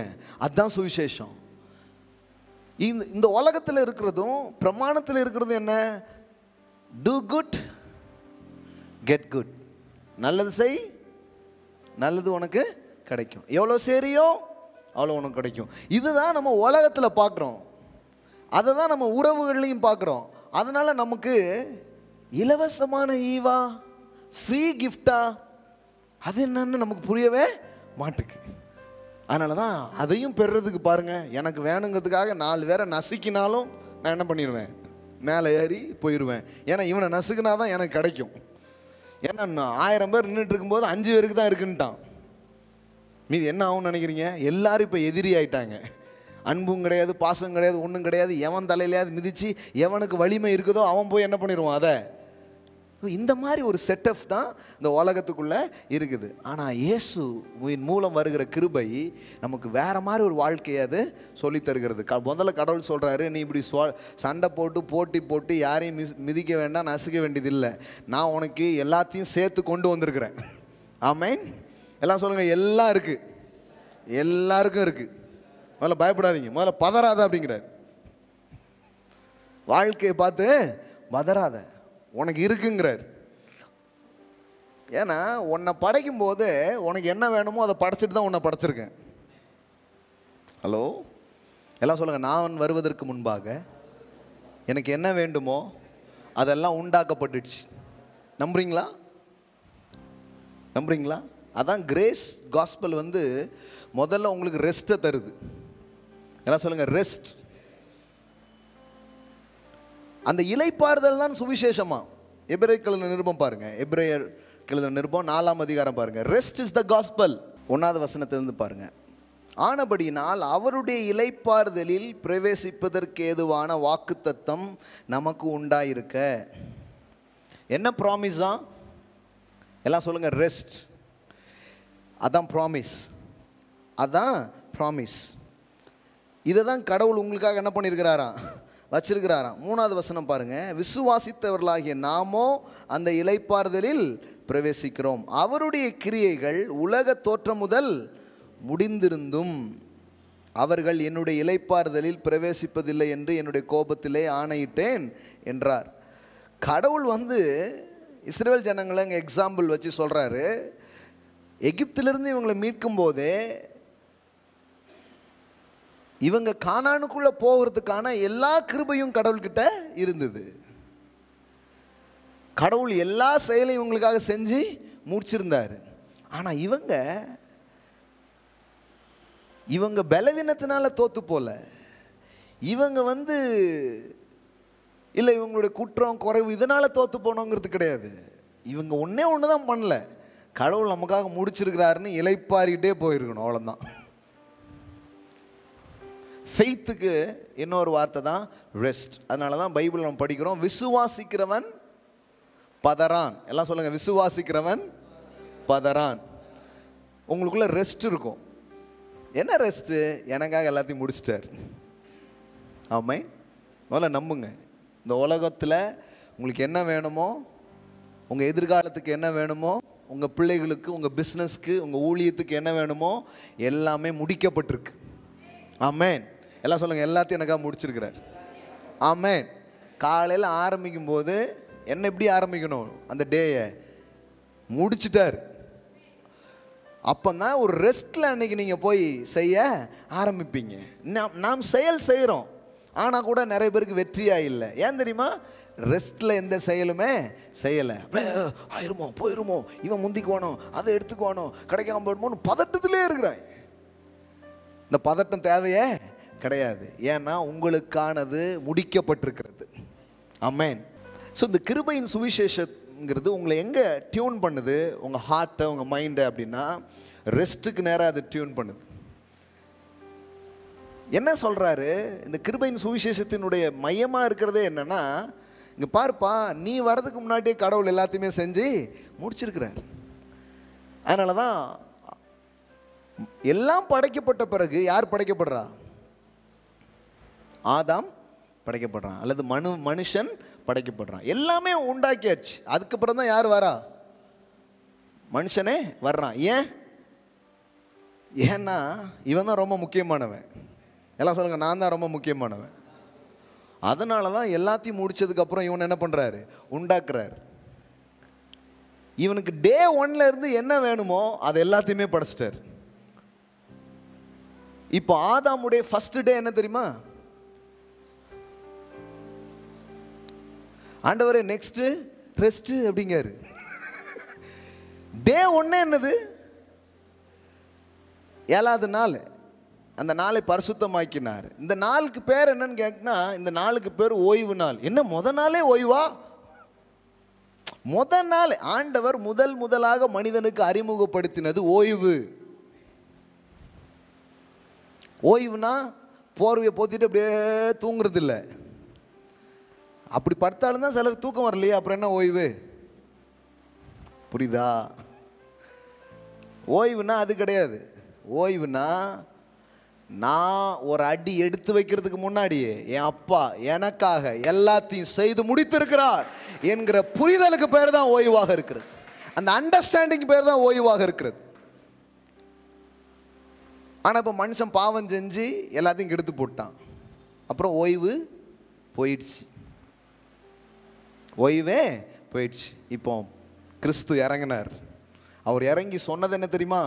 வருத்தப்பட்டு பாரம் சுமக்கிறவர்களே, நீங்கள் எல்லாரும் என்னிடத்தில் வாருங்கள், நான் உங்களுக்கு ஓய்வை தருகிறேன். I will give you rest. Amen. அவர் என்ன பேசினார் பாருங்க, I will give you rest. அந்த ரெஸ்ட்டை நீ இழந்துட்டப்பா, இப்போ அதை கொடுக்கறதுக்காக தான் நான் வந்திருக்கிறேன். கம் டு மீ, என்கிட்ட வா, என்னிடத்தில் வா. மதத்தினிடத்தில் இல்லை, கட்டளைகளிடம் அல்ல, என்னிடமா வா. ஐ will give you rest. I will give you easy and light life style. நான் உனக்கு இளைப்பாறுதல் தருகிறேன். இளைப்பாறுதல் தான் டே 1ல கொடுத்தாரு. ஆனால் இவன் என்ன பண்ணிட்டான்? அதை மிஸ் பண்ணிட்டான். இப்போ மீண்டும் எது ப்ராமிஸ் பண்ணுறாரு? ரெஸ்ட்டை தான் ப்ராமிஸ் பண்ணுறாரு. இதை புரிய வைக்கிறதுக்கு தான் எல்லாமே. பயப்படாத, பதறாத, நான் உன் கூட இருக்கிறேன், உனக்காக எல்லாத்தையுமே செஞ்சிட்டேன். இது நம்முடைய மனம் விளங்கி கொள்ளும் போது தான் அது அப்படியே உட்கார்ந்தாலே போதும், பல விஷயங்கள் நடக்க ஆரம்பிக்கும். ஆனால் அவ்வளோ சீக்கிரம் அந்த மைண்டு உட்கார மட்டும் பாருங்க. இந்த வார் சொல்கிறாங்க பாருங்க, வார், ஃபைட். இதெல்லாம் வெளியில நடக்கல, இது எல்லாரும் மண்டைக்குள்ள நடந்துகிட்டு இருக்கு. நம்ம நினைக்கிறோம் வெளியில இல்லை, வெளியில இல்லை, உள்ளதான் பெரிய சண்டை நடக்கு. ஸ்ட்ரெஸ், அழுத்தம், எல்லாத்துலேயும் மக்கள் வாழ்றதுக்கான உள்ள ஒரு ஃபைட் நடக்குது. ஏன்னா உள்ள இருக்கிற ஃபைட்டை எப்போ நுப்பாத்த முடியும்னா, கர்த்தர் எனக்காக யாவையும் செய்து முடித்திருக்கிறார். இது உள்ள போச்சுனாதான் உள்ள என்ன ஆகும்? ரெஸ்ட் ஆகும். அது வரைக்கும் ரெஸ்ட் வரவே வராது. நான் சொல்லட்டுமா, ரெஸ்ட் வந்தாதான் உங்களுக்குள்ள இருக்கிற பொட்டென்ஷியலோ ஸ்ட்ரென்த்தோ கூட வெளியில வர ஆரம்பிக்கும். தெரியுமா உங்களுக்கு? அதனால வேதம் சொல்லுகிறது, அமெரிக்கையும் நம்பிக்கையும் உங்கள் பலனா இருக்கிறது. ஏசாயாவில் படிக்கிறோம். எல்லாம் சொல்லுங்க, அமெரிக்கையும் நம்பிக்கையும் உங்கள் பலனா இருக்கிறது. அப்படின்னா என்ன அர்த்தம்? ரெஸ்ட் தான் ஸ்ட்ரென்த்து. காலையில் எஞ்சி பதறவன் போய் சாதிக்க போகிறதில்ல. காலையில் யாரெல்லாம் ரெஸ்ட்டில் ஆரம்பிக்கிறாங்களோ அவங்க தான் ஜெயிக்கிறாங்க. ஆமென். இந்த மினிஸ்ட்ரி எப்படி பண்ணுறீங்க? ரொம்ப ரெஸ்ட்ஃபுல்லாக பண்ணிகிட்டே இருக்கிறோம். எந்த பதட்டமும் இல்லை, ரெஸ்பான்சிபிலிட்டியோடு பண்ணுறோம். ஆனால் ரெஸ்ட்டில் தான் பண்ணுறோம். ஆமென். கவலையோடு பண்ணல, பயத்தோடு பண்ணல, நடுக்கத்தோடு அப்படிலாம் என்ன பண்ணல, இளைப்பாறுதலோடு. ஏன்னா இளைப்பாறுதல் தான் மிகப்பெரிய ஒரு பலனாக அது இருக்கிறது. பாருங்கள், ஏசாயா 30:15, நீங்கள் மனம் திரும்பி அமர்ந்திருந்தால் ரட்சிக்கப்படுவீர்கள், அமெரிக்கையும் நம்பிக்கையுமே உங்கள் பலனா இருக்கும். அதுக்கு எப்படி யூஸ் பண்ணியிருக்காங்க அதில் பாருங்கள், ரெஸ்ட்டுங்கிற வார்த்தை தான் வருது பாருங்க. Rest, you shall be saved. எல்லாம் சொல்லுங்க, நீங்கள் இளைப்பாறினால் ரட்சிக்கப்படுவீர்கள். ஆமென். In quietness and confidence, trust in your strength. இயேசு பாருங்க, மிரக்கிள் பண்றதுக்கு முன்னாடியே அவர் பண்றாரு, முதல்ல எல்லாரும் கொஞ்சம் உட்காருங்கப்பாங்கிறார். அற்புதத்துக்கு முதல் வழி என்ன தெரியுமா? உட்காரு. அப்புறம் தான் மிரக்கிளே. 5 அப்பம் 2 மீன் 5000 பேர் கொடுக்கறதுக்கு முன்னாடி முதல்ல என்ன பண்ண வச்சாரு? சிட். எல்லாம் சொல்லுங்க, சிட். கிறிஸ்தவ பயணத்தில் முதல் ஸ்டெப் என்ன தெரியுமா? உட்கார்றது. சிட். இதுதான் ஃபர்ஸ்ட் ஸ்டெப்பு. ஆனால் நமக்கு கடைசியில் நம்ம என்ன பண்ணோம்? முதல்ல எடுத்த உடனே ஓட ஆரம்பிச்சிருவோம். அப்புறம் கொஞ்சம் நேரம் கழித்து என்ன பண்ணுவோம்? நடப்போம். அப்புறம் முடியலன்னா தான் உட்காருவோம். நம்ம ரிவர்ஸில் போயிட்டுருக்கு. ஆனால் அவர் முதல்ல என்ன சொல்கிறாரு? சிட். அதனால தான் இந்த எபேசியர் நிருபமே இந்த பிக்சரில் தான் எழுதப்பட்டிருக்கு. இந்த புக் ஆஃப் எபேசியனே எப்படி பார்த்தீங்கன்னா, ஃபஸ்ட்டு பவுல் அப்போஸ்தலன் கிறிஸ்துவுக்குள் நாம் எப்படி அமர்ந்திருக்கிறோங்கிறத பற்றி அவர் பேசுகிறார். You are seated with Christ, இதை பற்றி எழுதுகிறார். அப்புறம் ஸ்டாண்ட், நிற்கிறத பற்றி, எதிர்த்து நில்லுங்கள் அப்படிங்கிறத பற்றிலாம் சொல்கிறார். அப்புறம் தான் இதிலெல்லாம் நடக்கிறத பற்றி சொல்கிறார். வாக் அப்படிங்கிறது அதெல்லாம் வருது. எல்லாம் சொல்லுங்கள், சிட், ஸ்டாண்ட், வாக். இந்த 3 வச்சு படிச்சிங்கன்னா எபேசியர் புக்கு உங்களுக்கு நல்லா புரிஞ்சிடும். எல்லாம் சொல்லுங்கள், உட்கார்றது, நிற்கிறது, நடக்கிறது. அவ்வளோதான். நம்ம எடுத்த உடனே இந்தா பாருங்க அப்படின்னு உடனே படார்னு விழுந்து கிடக்கிறோம். முதல்ல உட்காரணும். உட்காரணும்னா என்ன அர்த்தம்னா, he finished everything, he done everything. பதறாத, பயப்படாத. அதனால தான் ஆண்டவர் ஒரு மனுஷனை சந்திச்ச உடனே முதல்ல என்ன சொல்றாரு? fear not.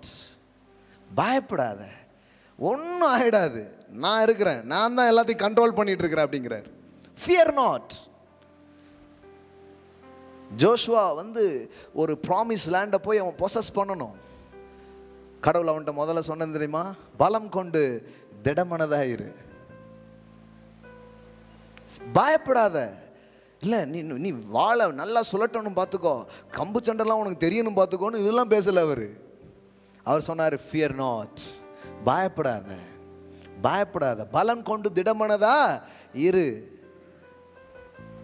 கலங்காதே, திகையாதே, நான் உன் கூட இருக்கிறேன், அந்த தேசத்தை நான் உனக்கு கொடுத்தேன் அப்படின்ட்டார். கொடுத்தேன்ட்டார் அப்படின்னா என்ன அர்த்தம்? உன் கையில் கொடுத்துட்டேன்பா, என்னுடையதுன்ட்டே போ, வெற்றி உன்னுடையதான் இருக்கிறது. ஆமென். எத்தனை பேர் புரியுதுன்னு தெரியல. கிளம்பும் போது எல்லாம் முடிஞ்சிடுச்சுன்னே போ. முடியுமா, முடியாதா, நடக்குமா, எப்போ ஏற்பட்ட மோசையே தோத்து போயிட்டாரு, அப்படி போகாத. உன் கையில் கொடுத்துட்டேன், உனக்காக எல்லாம் கொடுக்க பட்டுச்சு, முடிந்திருக்கிறது. எல்லாம் சொல்லுங்கள், முடிந்திருக்கிறது. உங்கள் வாழ்நாளுக்கு என்ன வேணுமோ எல்லாவற்றையும் தேவன் உங்களுக்காக முடித்திருக்கிறார். ஆமென். அப்போ லைஃப்பை எப்படி ஸ்டார்ட் பண்ணணுன்னா, உங்கள் பிஸ்னஸாக இருக்கலாம், உங்கள் ஃப்யூச்சராக இருக்கலாம், உங்கள் மினிஸ்ட்ரியாக இருக்கலாம், எதுவாக இருக்கலாம், எப்படி ஸ்டார்ட் பண்ணணும்? அவர் முடித்தார் என்பதில் துவங்க வேண்டும். ஆமென். அப்போ துவங்கிறது எங்கே? முடித்தார் என்பதில் தான் துவங்கணும். இது புரிய வைக்கிறது தான் ரொம்ப முக்கியமாக இருந்தது பாருங்கள் இயேசுவுக்கு. அதனால தான் பாருங்கள் 6 நாளும் ஒரு அற்புதமும் செய்ய மாட்டேக்காரு. அற்புதமே என்னைக்கு பண்ணுறாரு? சனிக்கிழமை தான் பண்ணுறாரு. ஏன்? அன்னைக்கு தான் என்னது? ஓய்வு நாள். இவங்களுக்கு பூரா டென்ஷன் ஆகுறான். ஏன் மற்ற நாள்லாம் செய்யக்கூடாதா? அன்னைக்கு தான் செய்யணுமா? மற்ற நாள்லாம் நீ வேலை செய்கிற. என்னைக்கு நீ ஓய்ஞ்சிருக்க? சனிக்கிழமை தான் ஓய்ஞ்சிருக்க. நீ எப்போ ஓய்வாக இருக்கிறையோ அப்பொழுது நான் கிரியை செய்ய முடியும். உங்களுடைய ஓய்வு கடவுள் அற்புதமாக வேலை செய்கிற இடமாக இருக்கிறது. Amen. Rest in his presence, rest in his finished work. இதுதான் காஸ்பல். எல்லாம் சொல்லுங்க, இளைப்பாறுதலே சுவிசேஷமாக இருக்கிறது. அப்போ மனுஷ மனது எப்போ இளைப்பாரும்? எப்போ இளைப்பாரும்? யார் இளைப்பாறுதலோடு இருக்க முடியும்னா, முடிக்கப்பட்டிருக்கிறதுங்கிற செய்தியை கேட்க கேட்க கேட்க உள்ளத்துக்குள்ள என்ன வரும்? இளைப்பாறுதல் வரும். கர்த்தர் எனக்காக யாவையும் செய்து முடித்தார் முடித்தார். அப்போ இந்த ரெஸ்ட்ல தான் அவன் வாழ்க்கையே தூங்குச்சு. ஆனால் அவன் ரெஸ்ட்லெஸ்ஸாக போயிட்டான். ஒருத்தர் ரெஸ்ட்லெஸ்ஸாக இருந்தால் என்ன ஆகும்னு நினைக்கிறீங்க? ஒரு வீட்டில் ஒருத்தர் ரெஸ்ட்லெஸ்ஸாக இருக்கிறாங்க. இப்போ எப்படி இருக்குன்னு நினைக்கிறீங்க? இந்த வீடே வேற மாதிரி ஆகிடும்.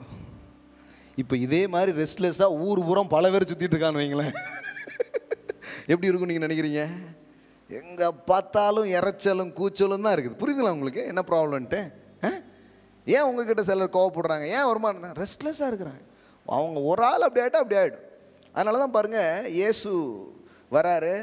இயேசுவை வீட்டுக்கு ஆசையாக கூட்டிகிட்டு வரா. யார்? மார்த்தாள் மரியாள் 2 பேர் இருக்காங்க. யார் கூட்டிகிட்டு வந்தா இயேசுவை? மரியாள் தான் என்ன பண்ணுறா? கூட்டு வந்தாளா? மார்த்தா தான் கூட்டு வரா. மார்த்தா தான் கூட்டு வரா.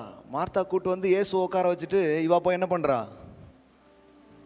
இயேசுக்கு என்ன வேணுமோ அதெல்லாம் ப்ரிப்பேர் பண்ணுறா. ஆனால் ரெஸ்ட்லெஸ்ஸாக இருக்கா. சொல்கிறா, ஆண்டவரே உங்களுக்கு கவலை இல்லையா? இவ உட்கார்ந்து என்ன பண்ணிட்டு இருக்கா? இயேசு பேசுகிறத கேட்டுகிட்டே இருக்கிறா. அவன் என்ன பண்ணுறா? ஏதாவது ப்ரிப்பேர் பண்ணுறா. இப்போ அவள் சொல்கிறா, அவளை வந்து அனுப்ப வேண்டாமா, நான் இவ்வளோ கஷ்டப்படுறேன்னுட்டு. இப்போ ஏன் சொல்கிறாரு, மார்த்தாலே மார்த்தாலே, நீ வந்து பற்பல வேலை செய்கிறதில்ல, என்ன பண்ணுற? கவலைப்படுற. தேவையானது ஒன்றே. இந்த ரெஸ்ட்லெஸ் பீப்புள் வந்து என்ன பண்ணுவாங்கன்னா, எல்லாரையுமே எப்படி ஆக்கிடுவாங்க? அப்படி ஆக்கி விட்ருவாங்க. என்ன மாதிரி ஆகும்? நீங்கள் சந்தோஷமாக இருந்தாலே அவங்களுக்கு பிடிக்காது. நாங்கள் வருத்தத்தில் இருக்கும்போது நீங்கள் சந்தோஷமாக எப்படி இருக்கலாம் அப்படின்றாங்க. எவ்வளோ ஒரு நல்ல எண்ணம். அந்த மாதிரி தான் இருப்பாங்க. தேவையானது ஒன்றே. இப்போ பாருங்களேன், நீங்கள் ஒர்க் பண்ணுறதுல எந்த தப்புமே கிடையாது. ஆனால் ரெஸ்ட்லெஸ்ஸாக நீங்கள் ஒர்க் பண்ணுறது கடவுளுடைய சித்தமே கிடையாது. ஏன்னா நீங்கள் ரெஸ்ட்லெஸ்ஸாக பண்ணும்போது மற்றவங்களும் என்ன பண்ணுவீங்க? அதுக்குள்ளே தான் இழுப்பீங்க. இன்னும் சொல்லப்போனால் இந்த பேசேஜில் ஜீசஸ் வந்து என்ன சொல்கிறாருன்னா, இங்கே பாருமா, நீ எனக்கு ஏதோ ஒன்று செய்யணுங்கிறது எனக்கு ஒரு பெரிய சந்தோஷம் இல்லை. இவ உட்காந்து என்ன வேலை வாங்க வச்சிட்ருக்கா. சொல்லப்போனால் அந்த இடத்துல யார் வேலை செய்கிறா? 2 பேர் வேலை செய்கிறாங்க. ஒன்று மார்த்தாள் இயேசுக்காக வேலை செய்கிறா. ஆனால் மரியாள் இயேசுவை வேலை செய்ய வச்சுக்கிட்டு இருக்கா. இயேசு எதை பாராட்டினாரு? நம்ம சர்ச்சில் போய் கேட்டால், கர்த்தருக்காக நீ எதை செய்தாயோ உன்னைத்தான் அவர் பாராட்டுவார். ஆனால் இங்கே எதை பாராட்டுறாரு? என்ன வேலை வாங்க வச்சா பாரு, என்ன செய்ய வச்சா பாரு, அதைத்தான் நான் பெருசாக நினைக்கிறேன். ஏன்னா கடவுள் தன் குமாரனை அனுப்புனது நீங்கள் ஏதாவது அவருக்கு செஞ்சிடணுங்கிறதுக்காக இல்லை, அவர் வந்தது உங்களுக்கு ஏதாவது செஞ்சிடணுங்கிறதுக்காக. ஆமென், ஹல்லேலூயா. இயேசுவை எது சந்தோஷப்படுத்துதுன்னா, நீங்கள் அவர்கிட்ட இருந்து ரிசீவ் பண்ணுறது. கொடுக்கறதுக்காகவே ஒருத்தர் வராருங்க. அவர் தான் கிறிஸ்து.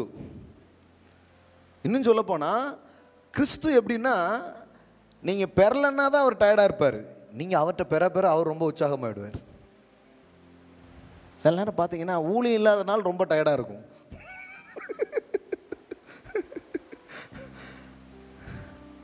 சொல்லட்டுமா, மற்ற நாளை விட இன்னைக்கு தான் நான் ரொம்ப உற்சாகமாக இருக்கிறேன். ஏன் தெரியுமா? ரிலீஸ் ஆகிட்டே இருக்கு. ஆமென்.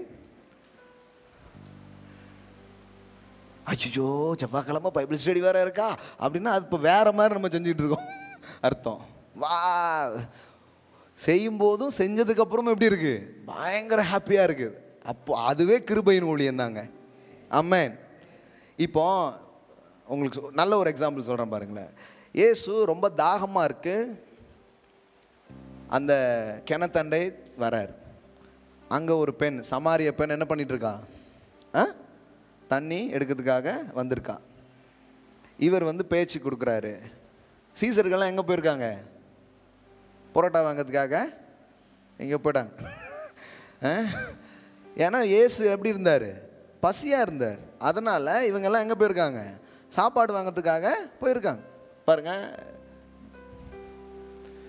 ஜான் பாருங்க, ஜான் காஸ்பல் 4வது அதிகாரம் 6வது வசனம் பாருங்க. சமாரியா ஊருக்கு இயேசு வராரு. அங்கே யாக்கோபுடைய கிணறு இருந்தது. இயேசு பிரயாணத்தினால் இளைப்படைந்தவராய், சரியா, அந்த கிணற்றண்டையில் உட்கார்ந்தார். அப்பொழுது ஏறக்குறைய 6ஆம் மணி வேளையாய் இருந்தது. அவருடைய சீசர்கள் போஜன பதார்த்தங்களை கொள்ளும்படி ஊருக்குள்ளே போயிருந்தார்கள். இயேசு நல்லா களைப்படைஞ்சு தான் உட்கார்ந்துருக்காரு. இவங்களாம் எங்கே போகிறாங்க? சாப்பாடு வாங்கிறதுக்காக ஊருக்குள்ளே என்ன பண்ணுறாங்க? போயிட்டாங்க. இப்போ அந்த டைமில் இந்த பெண் வரா, தண்ணி எடுக்கிறதுக்காக வரா. இப்போ இயேசு அந்த பெண்ணோட என்ன பண்ண ஆரம்பிக்கிறாரு? பேச ஆரம்பிக்கிறாரு. தாகத்துக்கு கிடைக்குமான்ட்டு. அது ஒரு பெரிய ஸ்டோரி அங்கே ஓடிட்டுருக்கு. அவள் வந்து நீ நம்ம வேறு ஜாதியை, நீங்கள் வேறு ஜாதியை, நிறைய கான்வர்சேஷன்லாம் போகுது. இயேசு பேசுகிறாரு. இப்போ இயேசு கிட்ட இருந்து ஒன்று அவள் என்ன பண்ணுறா? பெற்றுக்கொள்கிறான். எம்மா என்கிட்ட ஒரு தண்ணி இருக்குது, அது குடிச்சேன்னா தாகமே உனக்கு வந்து வராது. அப்போ முதல்ல அதை கொடுங்க சுவாமி, டெய்லி குடத்தை தூக்கிட்டு வர வேண்டியிருக்கு அப்படின்னா. இந்த தண்ணி இல்லைம்மா, நீ வந்து உன் வாழ்க்கையில் ஒன்றை விட்டு இப்படி போய்கிட்டே இருக்கிய, உனக்குள்ள ஒரு திருப்தியே இல்லை, அதை சந்திக்கிற மாதிரி ஒரு தண்ணி என்கிட்ட இருக்குது அப்படின்னு சொன்னார். இப்போ அதை அவள் என்ன பண்ணுறா? ரிசீவ் பண்ணுறா. இப்போ இயேசு கிட்ட அவள் ரிசீவ் பண்ண உடனே அவள் போய் ஊரில் நிறைய பேர் என்ன பண்ணுறா? கூட்டிகிட்டு வந்துடுறா. இந்த சம்பவம் நடக்குது. ஆனால் அங்கே ஒரு விஷயத்தை நீங்கள் பாருங்கள், என்ன நடக்குது? 4ஆம் அதிகாரம் 31. இப்படி நடக்கையில், இந்த ஸ்டோரிலாம் உங்களுக்கு தெரியும்ல, அதை நான் எக்ஸ்பிளைன் பண்ண வேண்டாம், உங்களுக்கு தெரியும். இப்படி நடக்கையில் சீசர்கள் அவரை நோக்கி, ரபி போஜனம் பண்ணும் என்று வேண்டிக் கொண்டார்கள். அப்படின்னா என்ன? சாப்பாடு வாங்கிட்டு வந்தாங்க, சாப்பிடுங்க அப்படிங்கிறாங்க. அதற்கு அவர், புசிப்பதற்கு நீங்கள் அறியாத ஒரு போஜனம் எனக்கு உண்டு என்றார். இவங்க பாருங்களேன், மங்குனி அமைச்சர்கள். அப்பொழுது சீசர் ஒருவர் பார்த்து, யாராவது அவருக்கு போஜனம் கொண்டு வந்திருப்பானோ என்றார்கள். ஏன்னா ஆளை பார்த்தா இப்போ எப்படி இருக்கு? தெம்பா இருக்குது. முதல்ல இளைப்படைஞ்சவராக தான் கிணத்தண்டையில் உட்காந்துருந்தார். ஆனால் இப்போ எப்படி இருக்குது? அவரை பார்த்தா தெம்பா இருக்குது. ஜீசஸ் எப்படின்னா, அவர்கிட்ட இருந்து யாராவது எடுத்துக்கிட்டா அவர் தெம்பாயிடுவார். புரிஞ்சா? அதாவது நீங்கள் ரிசீவ் பண்ணுறது தான் அவரை ஸ்ட்ரென்த் ஆக்குது. நீங்கள் பெற அவர் வந்து குறைய மாட்டார். நீங்கள் பெற தான் அவருக்கு உற்சாகமே வருது. அதுதான் அவருடைய கிருபையாக இருக்கிறது. ஆமென். இப்போ மார்த்தாள் மரியாள் ஸ்டோரி யோசித்து பாருங்க. அதே தான். ஒருத்தி ரிசீவ் பண்ணிட்டே இருக்கா, ஒருத்தி இயேசுக்கு கொடுக்கணும்னு நினைக்கிறா. இயேசு அதை பாராட்டல. ஏம்மா, நான் கொடுக்க வந்ததை நீ முதல்ல ரிசீவ் பண்ணு. அப்படி ரிசீவ் பண்ணால் நீ ரெஸ்ட்ஃபுல்லாக ஒர்க் பண்ணுவேன். இல்லைன்னா எப்போவுமே இப்படி தான் வேலை செஞ்சுட்டு இருப்ப, ரெஸ்ட்லெஸ்ஸாகவே இருப்பேன். ஸோ ரெஸ்ட்லெஸ்ஸாக இந்த மதம் வந்து உங்களை, உன் கிரியை பத்தாது, இன்னும் கிரியை செய், இப்படியே உங்களை சொல்லும். ஆனால் கிருபை சொல்லுது இல்லை, கிறிஸ்து உனக்காக எல்லாத்தையுமே முடிச்சிருக்காரு, ரிசீவ், பெற்றுக்கொள் அப்படின்னு சொல்லுது. இப்போ நீங்கள் இளைப்பாறுதலுக்குள்ள வந்துடுவீங்க. இளைப்பாற என்ன தெரியுமா? உங்களை மாதிரி யாரும் பர்ஃபார்ம் பண்ண முடியாது, அந்த மாதிரி பர்ஃபார்ம் பண்ண ஆரம்பிச்சிருவீங்க. அது கிருபையிலிருந்து வருகிற மோட்டிவேஷன்ங்கிறது உங்களை ரெஸ்ட்லெஸ் ஆகாது, ரெஸ்ட்ஃபுல் ஒர்க். ஆமென். எல்லாம் சொல்லுங்க, ரெஸ்ட்ஃபுல் ஒர்க். இப்போ பாருங்க, அதுக்கு ஒரே ஒரு எக்ஸாம்பிள் ஸ்கிரிப்சர் வாசித்து நம்ம ஜெபம் பண்ணலாம். பவுல் அப்போஸ்தலன் சொல்றாரு பாருங்க, கிருபை சோம்பேறியாக்காது யாரையுமே. கிருபை சோம்பேறியாக்குற ஒரு வேலையை அது செய்யாது. அது மாதிரி உங்களை பலப்படுத்துகிற விஷயம் எதுவுமே கிடையாது. பாருங்க, 1 கொரிந்தியர் 15வது அதிகாரம் 10வது வசனம் பாருங்க. 1 கொரிந்தியர் 15:10. ஆகிலும் நான் இருக்கிறது தேவ கிருபையினால் இருக்கிறேன், அவர் எனக்கு அருளின கிருபையை என்னாக்குறது இல்லை, விருதாவாக்கவில்லை. கிருபைங்கிறது என்ன? தேவனிடத்திலிருந்து வருகிற ஒன்று. அது உங்கள் மேலே வரும்பொழுது, அது உங்கள் வாழ்க்கைக்குள்ளே வரும்பொழுது, இங்கே சொல்கிறாரு, அவர்கள் எல்லாரிலும் நான் அதிகமாய் பிரயாசப்பட்டேன், ஆகிலும் நான் அல்ல, என்னுடனே இருக்கிற தேவ கிருபையை அப்படி செய்தது. ஆமென். எல்லாம் சொல்லுங்க, கிருபை மற்றவங்களை விட உங்களை அதிகம் செய்ய வைக்கும். ஆமென். கிருபையில் டயர்டே கிடையாது. அப்போ இது எப்படி தெரியுமா? நீங்கள் ரெஸ்ட்டில் இருந்தீங்கன்னா செமத்தியாக ஒர்க் பண்ணுவீங்க. ஆனால் ரெஸ்ட்டே உங்களுக்கு இல்லைன்னு வைங்களேன், உங்கள் மைண்டில், உங்கள் ஆத்மாவில் இளைப்பாறுதல் இல்லைன்னு வைங்களேன், சின்ன வேலை செஞ்சுக்கிட்டு இப்படி உட்காந்துருவீங்க, ஹவா அப்படின்ட்டு கொஞ்சமாக வேலை செஞ்சு களைச்சி போயிடுவீங்க. ஆனால் நீங்கள் ரெஸ்ட்டில் இருந்தீங்கன்னா எம்புட்டு வேலை செஞ்சாலும் அடுத்ததாவது இருக்கா பாஸ் அப்படிப்பீங்க. அப்போ அதான் பாருங்கள், அதனால தான் கடவுள் முதல்ல உங்களை என்ன பண்ணுறாரு? ரெஸ்ட்குள்ளே கொண்டு வர்றார். அமர்ந்த தண்ணீர் அண்டையில் கொண்டு வருகிறார். அவர் என் ஆத்துமாவை தேற்றி உங்களை RESTful ஆக்குறார். He lay down in a green pastures. அமர்ந்த புல்வெளியில் உங்களை படுத்துறங்க அவர் பண்ணுகிறார். ஒரு இளைப்பாறுதலை தரார். எப்போ இந்த இளைப்பாறுதல் மைண்டுக்குள்ளே வருது? ஃபினிஷ்ட் அப்படிங்கிற சத்தத்தை கேட்கும்போது தான் வருது. அதனால தான் சிலுவையில் இயேசு எல்லாத்தையும் பண்ணிட்டு சொல்கிறாரு, இட் இஸ் ஃபினிஷ்ட், எல்லாம் முடிந்தது. இந்த எல்லாம் முடிந்தது ஆதியாகமத்தில் கேட்டது. இப்போ அதுக்கப்புறம் எங்கே தான் கேட்குறாங்க? சிலுவையில் தான் கேட்குறாங்க. ஏன்னா அங்கே தான் கடவுள் எல்லாத்தையுமே முடிச்சிருந்தார். தேவன் தன் கிரியைகளெல்லாம் முடித்து ஓய்ந்திருந்தார் அப்படின்னு எங்கே படிக்கிறீங்க? அதுக்கப்புறம் இவன் வேண்டாத வேலையெல்லாம் பண்ணிட்டான், அப்புறம் அவர் வேலை செய்ய வேண்டியதாகி போச்சு. இப்போ எல்லா வேலையும் செஞ்சு முடிச்சுட்டு இப்போ சிலுவையில் சொல்கிறாரு, மறுபடியும் எல்லாம் முடிந்தது. இப்போ ஒரு மனுஷன் இதை கேட்கணும், கர்த்தர் எனக்காக எல்லாத்தையும் செஞ்சு முடிச்சிட்டார். என் ரட்சிப்புக்கு என்ன வேணும்? செஞ்சு முடிச்சிட்டார். என் சுகத்துக்கு என்ன வேணும்? செஞ்சு முடிச்சிட்டாரு. என்னுடைய ஆசீர்வாதத்துக்கு என்ன வேணும்? செஞ்சு முடிச்சிட்டாரு. என் எதிர்காலத்துக்கு என்ன வேணும்? செஞ்சு முடிச்சிட்டாரு. எனக்காக முடிக்கப்பட்டிருக்கிறது என்கிறது கேட்கப்படும் பொழுது இருதயம் இளைப்பாறுதலுக்கு திரும்ப ஆரம்பிக்கும். அப்போ உள்ள எந்த அளவுக்கு ரெஸ்ட்குள்ளே வருதோ, அப்புறம் உங்களுக்கு செயல்கள்லாம் பை ப்ராடக்ட் மாதிரி. அப்படின்னு என்னன்னா, உங்களால் சும்மா இருக்கவே முடியாது. முடிச்சிட்டாரு அப்படின்னா நீங்கள் இருக்கவே மாட்டீங்க, கிளம்பிடுவீங்க. இன்றைக்கி நான் பார்க்க போகிறேன் பெருசா. ஆமென். இன்றைக்கி நான் பெருசா முடிச்சிட்டாரா, அப்போ நம்ம தூங்கிடுவோம், அப்படி யோசிக்க மாட்டீங்க. அப்போ நீங்கள் கரெக்டாக கேட்கல. பவுல் சொல்கிறாரு, நான் அந்த கிருபை என்னை அதிகமாக பிரயாசப்பட வைத்தது. அதனால நான் சொல்கிறேன், கிருபை மாதிரி பெரிய மோட்டிவேஷன் எதுவுமே கிடையாது. இப்போ நான் எல்லாத்தையும் தைரியமாக செய்கிறதுக்கு என்ன காரணம்னா, கடவுள் எல்லாத்தையும் அரேஞ்ச் பண்ணிட்டார். எனக்கான லேண்ட் ரெடியாக இருக்குது. ஆமென். எனக்கான பணம் ரெடியாக இருக்குது. எனக்கான ஆட்கள் ரெடியாக இருக்காங்க. ஏன் இதெல்லாம் பண்ணுறீங்க? போய் பார்க்குறீங்க, போய் செய்கிறீங்க, என்னெல்லாமோ பண்ணுறீங்கன்னா, நான் அவருடைய கிரியையை நம்புகிறேன். He finished everything. Amen. Hallelujah. எழுந்து நிற்போம். நீங்கள் எந்த செயலும் செய்ய வேண்டியது இல்லை அப்படின்னு நம்ம சொல்லும்போது, அதை எந்த அர்த்தத்தில் நம்ம சொல்கிறோன்னா, கடவுள் உங்களிடத்தில் முதல்ல எதிர்பார்க்கிறது நீங்கள் எதையாவது செய்யும்படி அல்ல, நீங்கள் ஒன்றை பெற்றுக்கொள்வதை அவர் விரும்புகிறார். மார்த்தாள் அநேக வேலை செய்வதில் கவலைப்படுகிறார். மரியாளோ தன்னை விட்டு எடுபடாத நல்ல பங்கை தெரிந்து கொண்டாள். ஆமென். தட் மீன்ஸ் என்னன்னா, என்கிட்ட இருந்து நீ ரிசீவ் பண்ணுன்னு சொல்றார். என்னிடம் இருந்து நீ பெற்றுக்கொள். அவரிடத்துலேருந்து நீங்கள் பெறுவதை தான் அவர் என்ன பண்ணுறாரு, விரும்புகிறார். அதனால் நீங்கள் வந்து ரிசீவ் பண்ணிக்கோ. கிரேஸ்னால என்ன, உங்களுக்கு ஒன்றை கொடுப்பது. Hallelujah. Rest is the gospel. இளைப்பாறுதல். நீ நைட் போய் நிம்மதியாக தூங்குங்க. எஸ் சொன்ன வார்த்தைகள்லாம் கவனிச்சு பாருங்க. நாளை தினத்தை குறித்து கவலைப்படாது. ஏன் பயப்படுத? உனக்கு அப்பா நான் இருக்கிறேன்னு சொல்றார். ஏன் பயப்படுற? இந்த காக்கா குருவிலாம் காலையில் இருந்துச்சு பாட்டு பிடிக்கி, ஆனால் நீ காலையில் இருந்துச்சு சோக மூஞ்சோட உட்காந்துருக்க, நல்லாவே இல்லைன்னு சொல்றாரு. அதுக்கு விதைக்க தெரியாது, அறுக்க தெரியாது. அவங்க எல்லாம் காலையில் கிச்சு கிச்சு கிச்சு கிச்சுன்னு பாட்டு பாடி அவங்க ரொம்ப அந்த டேயவே பயங்கர பரவசமாக தூங்குறாங்க, எவ்வளோ ஹாப்பியாக இருக்கிறாங்க. அதுக்கெல்லாம் உங்கள் அப்பா தான் சாப்பாடு கொடுக்குறேன்.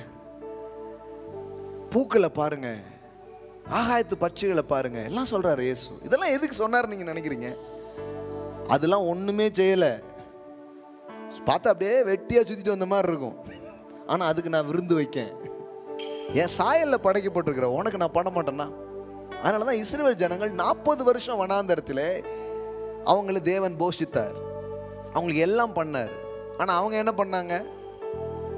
என்னென்ன வேண்டாத வேலை உண்டோ எல்லாம் பண்ணாங்க. ஆனால் அவர் கண்மலையை பிளந்து தண்ணியை கொடுக்குறாரு, எல்லாமே செய்கிறார், அவங்க தேவையெல்லாம் சந்திக்கிறார். அவங்க கால் வீங்கலை, அவங்க ட்ரெஸ்ஸு பழசா போகலை. 40 இயர், 40 வருஷம் தினம் தினம் தினம் அவங்க வாழ்க்கையை அற்புதத்தாலே அவர் வந்து நடத்துகிறார். எந்த செயல் செஞ்சாங்க? எந்த செயலுமே செய்யலை. ஏன்னா கடவுள் ஒன்றை அவங்களுக்கு புரிய வைக்க விரும்பினார். என்னன்னா, எனது செயலால தான் நீ பிழைக்கிறாய் என்பதை அறிந்து கொள். அப்பதான் வாழ்க்கையில இளைப்பாறுதல் இருக்கும். தங்கள் கிரியையே நம்புறவங்களுடைய வாழ்க்கை வந்து சந்தோஷமா இருக்காது, அது ரெஸ்ட்ஃபுல்லா இருக்காது. அவங்க வந்து பாருங்களேன், செலவு பண்றதே ரொம்ப யோசிப்பு. 10 ரூபா ரத்தத்தை சிந்தனை நாக்கம் ஓடிமாங்க. பாத்தீங்களா? நீங்க நிம்மதியா ஒரு ஐஸ்கிரீம் சாப்பிட விட மாட்டாங்க. பாத்தீங்களா? சும்மா வந்துச்சுன்னு நினைக்கியா? இந்த டாக்லாம் எதுல இருந்து வருது? அந்த கிரியை சார்ந்த, அதாவது வேல்யூஸை சொல்லி கொடுக்கலாம் பிள்ளைங்களுக்கு. வேல்யூலாம் சொல்லி கொடுக்கணும், அது வேற. ஆனால் அந்த வேல்யூவை எப்படி சொல்லிக் கொடுக்கணும்னு தெரியாதனால இவங்க எல்லாம் எப்படி பேசிட்டு இருப்பாங்க, இது வீடு இல்லடா என் வேர்வை, அதான் இவ்வளோ வாடை அடிக்கா அப்படின்ட்டு தான் அவன் என் ரத்தத்தாலேயே கட்டினது. 100 ரூபா 1000 ரூபா வரதுக்குள்ள எம்புட்டு ரத்தத்தை சிந்த வேண்டியிருக்கு தெரியுமா அப்படிங்கிறான். அவன் மைண்ட்ல பாருங்க, ரத்தம் சிந்தது இல்லாமல் பாவம் மன்னிப்புலேயும் தான் பைபிளில் போட்டிருக்கு. ஆனால் இவனுக்கு ரத்தம் சிந்தாமல் பைசா கூட சம்பாதிக்க முடியாதுங்கிற மாதிரி மைண்டில் ஏறிடுது. அவன் பார்க்கான், நம்ம ரத்தம் சிந்ததுக்கு பதிலாக யார் ரத்தத்தையா சிந்தவனு குத்திடுறான் சதக்குன்னு தூக்கி. எம்புட்டு பாருங்களேன், எல்லாம் இது புரியாட்டா எல்லாமே ஒரு மாதிரி ஆகிடும். ஆனால் ஒன்று புரியணும், உங்கள் கையில் 1 ரூபா இருக்கோ 100 ரூபா இருக்கோ 100 கோடி இருக்கோ, நீங்கள் நம்புங்க, என் சாமர்த்தியமும் என் கைபலனும் இது எனக்கு உண்டாக்கவில்லை, இது அவருடைய கிருபையினால் எனக்கு வந்திருக்கு. கடவுளுடைய கிருபையினால தான் எனக்கு எல்லாம் கிடைக்குது. Amen. Understand his grace, believe his grace. உங்களுடைய செயல்களால் தான்ப்பா நான் வாழ்றேன்னு சொல்லுங்க. உங்கள் வாழ்க்கை ரெஸ்டாக மாறும், உங்கள் வாழ்க்கை இளைப்பாறுதலாக மாறும். நீங்கள் சோம்பேறி ஆக மாட்டீங்க. நீங்கள் ரெஸ்ட் பண்ணிட்டே வாங்க, உங்களால் அற்புதமான செயல்களை நீங்கள் செய்ய முடியும். ஏன்னா முடிச்சுட்டாரு, பதட்டமே இல்லாமல் போய் எழுதுவீங்க, பதட்டமே இல்லாமல் போய் ஒரு காரியத்தை நீங்கள் செய்ய ஆரம்பிப்பீங்க. Glory to God. Hallelujah. ஓ ரஷாக்கே நாமான் தேரேபோ. இந்த மாலையிலும் கூட நான் நம்புகிறேன், கர்த்தர் இந்த வார்த்தைகளை உங்களை கேட்க வைக்கிறார்னா உங்கள் தேவைகளை அவர் அறிந்திருக்கிறார். உங்களுக்கு ஒரு ரெஸ்ட் அவர் தர விரும்புகிறார்.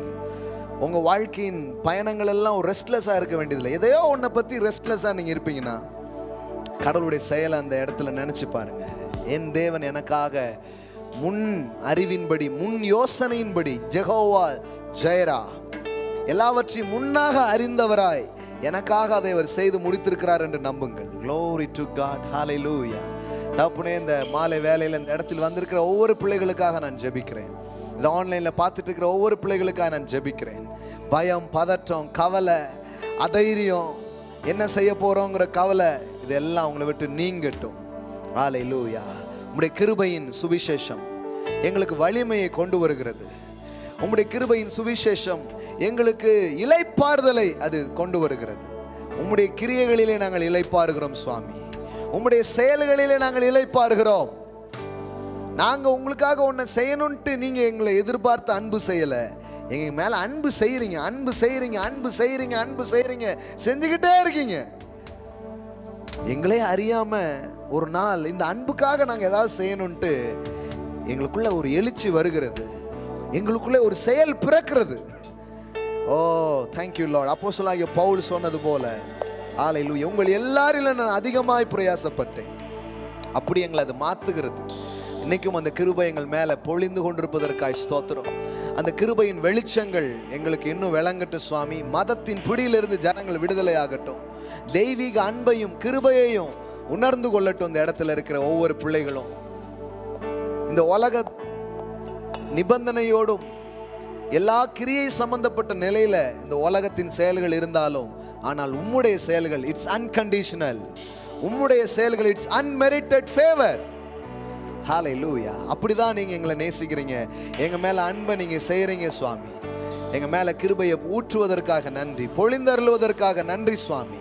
இங்க இருக்கிற ஒவ்வொரு பிள்ளைகள் யாரா இருந்தாலும் சரி, இன்றைக்கு மகிழ்ச்சியோடு செல்லட்டும், நம்பிக்கையோடு செல்லட்டும், இளைப்பாறுதலோடு செல்லட்டும். ஹல்லேலூயா, ஹல்லேலூயா, ஹல்லேலூயா. அமர்ந்திருந்து நானே தேவன் என்று அறிந்து கொள்ளுங்கள் என்று சொன்னீங்க சுவாமி. அமெரிக்கையும் நம்பிக்கையுமே உங்கள் பலனா இருக்கிறது. ஹல்லேலூயா, ஹல்லேலூயா, ஹல்லேலூயா. இளைப்படைந்த உள்ளங்கள் இளைப்பாறுதலுக்கு திரும்பட்டும், பலம் நடையற்றும். ஹல்லேலூயா. வாழ்க்கையில எழும்பட்டும் என்று மனதார வாழ்த்தி அவர்களுக்காக நான் ஜெபிக்கிறேன். என் தேவன் அவிதமாய் செய்கிறீர், உமக்கு நன்றி. இயேசுவின் நாமத்தினால் பிதாவே. ஆமென், ஆமென், ஆமென். Praise God. Hallelujah. Wow, what a joy. Amen. What a joy. What a joy. நாம் இதுக்கு முன்னாடி கேட்ட இது என்னன்னா, உனக்காக நான் மரித்தேன், எனக்காக நீ என்ன செய்தாய் அப்படின்னு நீ பைபிள்ல ஒரு வசனம் கூட கிடையாது. கடவுள் அப்படி கேட்டுட்டு மரிக்கல, உன்னை நேசிக்கிறேன் அதனால மரிக்கிறேன்ட்டு. ஆமென். அது அப்படியே அவர் கேட்கல. இது பிரசங்க. நான் நினைச்சேன் அது பைபிள்ல இருக்கிற ஒரு வசனனே நினைச்சேன் நான். இவர் வேற மரிச்சு தொலைச்சிட்டாரா, நம்ம ஏதாவது பண்ண, இப்படியே இருந்தது பாருங்களேன். ஒரு ரெஸ்டே இல்லை. என்ன செய்தா என்ன சார் என்கிட்ட கேட்டா சார் மரிச்சாரு. இம்புட்டு கேள்வி கேட்கறதுக்கு நானே போய் மரிச்சிருக்கலாம். பெசாட்டி என்ன சிலுவைக்கு அனுப்பியிருக்கலாமே. இப்படி ஆயிடுச்சு மண்டே. என்ஜாய் பண்ணவே இல்லை சுவிசேஷத்தை. இப்போதான் விளங்குது. அப்படி அவர் கேட்கவே இல்லை. அப்படி கேட்டுட்டு மரிப்பியா ஏதாவது பண்ணுவியா, இவங்க பிள்ளை வளர்ப்பாங்க பார்த்தீங்களா, கஞ்சி ஊத்துவியால கஞ்சி ஊத்துவியா அப்படின்னே இட்லி வைக்கிறது எப்படி இருக்கும் பாருங்க. அது பெசாரி என்ன ஏதாவது அனாசமத்தில் விட்டுருங்க, அவனாவது நிம்மதியாக சோத்த போட்டுட்டு இருப்பாங்கிற மாதிரி இருக்கும். கடவுள் அப்படி ஏசிக்கல. Unconditional love. ஆமென். எல்லாம் சொல்லுங்க, எந்த நிபந்தனை இல்லாமல் என்னை அவர் நேசிக்கிறார். ஆமென். நம்முடைய செயல்கள் எல்லாமே அன்பினால் வருகிற செயல்கள் தான். ஆமென். நம்முடைய ஜெபங்களா இருக்கட்டும், பைபிள் வாசிக்கிறதா இருக்கட்டும், கர்த்தருக்கென்று கொடுக்கிறதா இருக்கட்டும், ஊழியம் செய்யறதா இருக்கட்டும், இது எல்லாமே நேசிப்பதற்காக செய்யறது இல்லை, அவர் நேசித்ததினால் நாம் செய்கிறோம். ஆமென். ஸோ அவர் அன்பு தான் முதல்ல வருது, அப்புறம் நம்ம அதுக்கு ரெஸ்பான்ஸ் பண்ண ஆரம்பிக்கிறோம். ஆமென். Praise God. கர்த்தருக்கு நாம் கொடுக்க போகிறோம், நம் கரங்களில் எடுத்துக்கொள்ளலாம். ஹல்லேலூயா. ஆன்லைனில் பார்க்குற பிள்ளைங்க ஆன்லைன் மூலமாக நீங்கள் கொடுக்கலாம், அன்பினால் கொடுக்கலாம், கிருபையினால் கொடுக்கலாம். இப்படி கொடுத்தாதான் அப்படிலாம் இல்லை, அவுட் லவ்ல இருந்து கொடுக்கலாம். அதனால தான் ஒரு பெண் வந்து உடச்சி ஊத்துறா. அது எதுல இருந்து பண்றா? லவ்ல இருந்து பண்றா. ஆமென். கரங்களை எடுத்துக்கொள்ளலாம். நீங்க பிளஸ் பண்ணி அங்கே ஆஃபரிங் பாக்ஸ் இருக்குது, நீங்கள் போகும்போது என்ன பண்ணலாம், செலுத்திட்டு போகலாம். நீங்கள் ஸ்வைப்பிங் பண்ண விரும்புனீங்கன்னா ஸ்வைப்பிங் மெஷின்ஸ் மூலமாக நீங்கள் ஸ்வைப் பண்ணலாம். ஆன்லைனில் பார்க்குற பிள்ளைங்க கூகுள் பேலையோ ஃபோன்பேலையோ நீங்கள் செலுத்துனீங்கன்னா அந்த ரிசிப்டை எங்களுக்கு அனுப்புங்க. ஸோ செக் பண்ணுறதுக்கு ரொம்ப உதவியாக இருக்கும். கிருபையின் கீழே பெரிய செழிப்பை கடவுள் உங்களுக்கு தருவார். ஆச்சரியமான பண வரவு உங்களுக்கு வரும். ஆமென். ஒன்றுமே பண்ணிருக்க மாட்டீங்க, திடீர்னு ஒரு பிஸ்னஸ் வாய்ப்பு உங்களுக்கு வரும். ஆமென். அதனால தான் கடவுள் சொல்றார், நீ வந்து கட்டாத வீட்டில் குடியிருப்ப. ஆமென். வெட்டாத கிணறு. இந்த லாங்குவேஜ் உங்களுக்கு புரியுதா? வெட்டாத கிணறு அப்படின்னா என்ன? யாரோ வெட்டியிருப்பாங்க, நீ போய் தண்ணியை குடிக்க போற. யாரோ வீடை கட்டியிருப்பாங்க, நீ போய் குடியிருப்பாய். ஆமென். யாரோ திராட்சை தோட்டத்தில் நாட்டு ரெடி பண்ணி வச்சிருப்பாங்க, நீ போய் பழம் சாப்பிடுவ.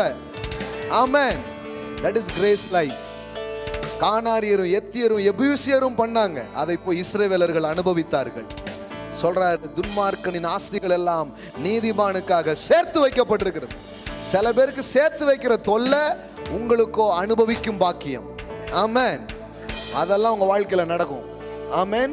அதனாலதான் இந்தந்த விதத்துல தான் நினைக்காதீங்க, காரண காரியம் இல்லாமலே பணம் உங்க கையில வரும். இன்னைக்கு நான் அதை பேசுறேன் உங்க வாழ்க்கையில. Father, in the name of Jesus, I release that kind of grace, all the giving grace, the financial grace in unconditional way. எந்த காரண காரியம் இல்லாமல் கிருபையினாலே இயேசு கிறிஸ்து செய்த செயலாலே ஒரு சூப்பர் நேச்சுரல் ஃபைனான்சியல் ஃப்ளோ இந்த பிள்ளைகளுடைய களஞ்சியத்திலே, இந்த பிள்ளைகளுடைய வாழ்க்கையில் இது வரட்டும் சுவாமி. காரண காரியம் இல்லாமலேயே நன்மைகள் வரட்டும், அவங்க மூட்டைக்குள்ள வரட்டும், அவங்க அக்கௌண்ட்டுக்குள்ள வரட்டும், அவங்க வாழ்க்கைக்குள்ளே வருவதாக என்று நான் பேசுகிறேன் இயேசுவின் நாமத்தினாலே. ஆமென். Money come to me in a miraculous way, in a miraculous way, in a miraculous way, in a miraculous way. Amen. Hallelujah. பணம் உங்களுக்கு ஒரு பிரச்சனையாவே இருக்காது, அது உங்களுக்கு வேலைக்காரனா இருக்கும். நீங்க தேவனை சேவிக்கிறீர்கள், பணம் உங்களை சேவிக்கும். Amen.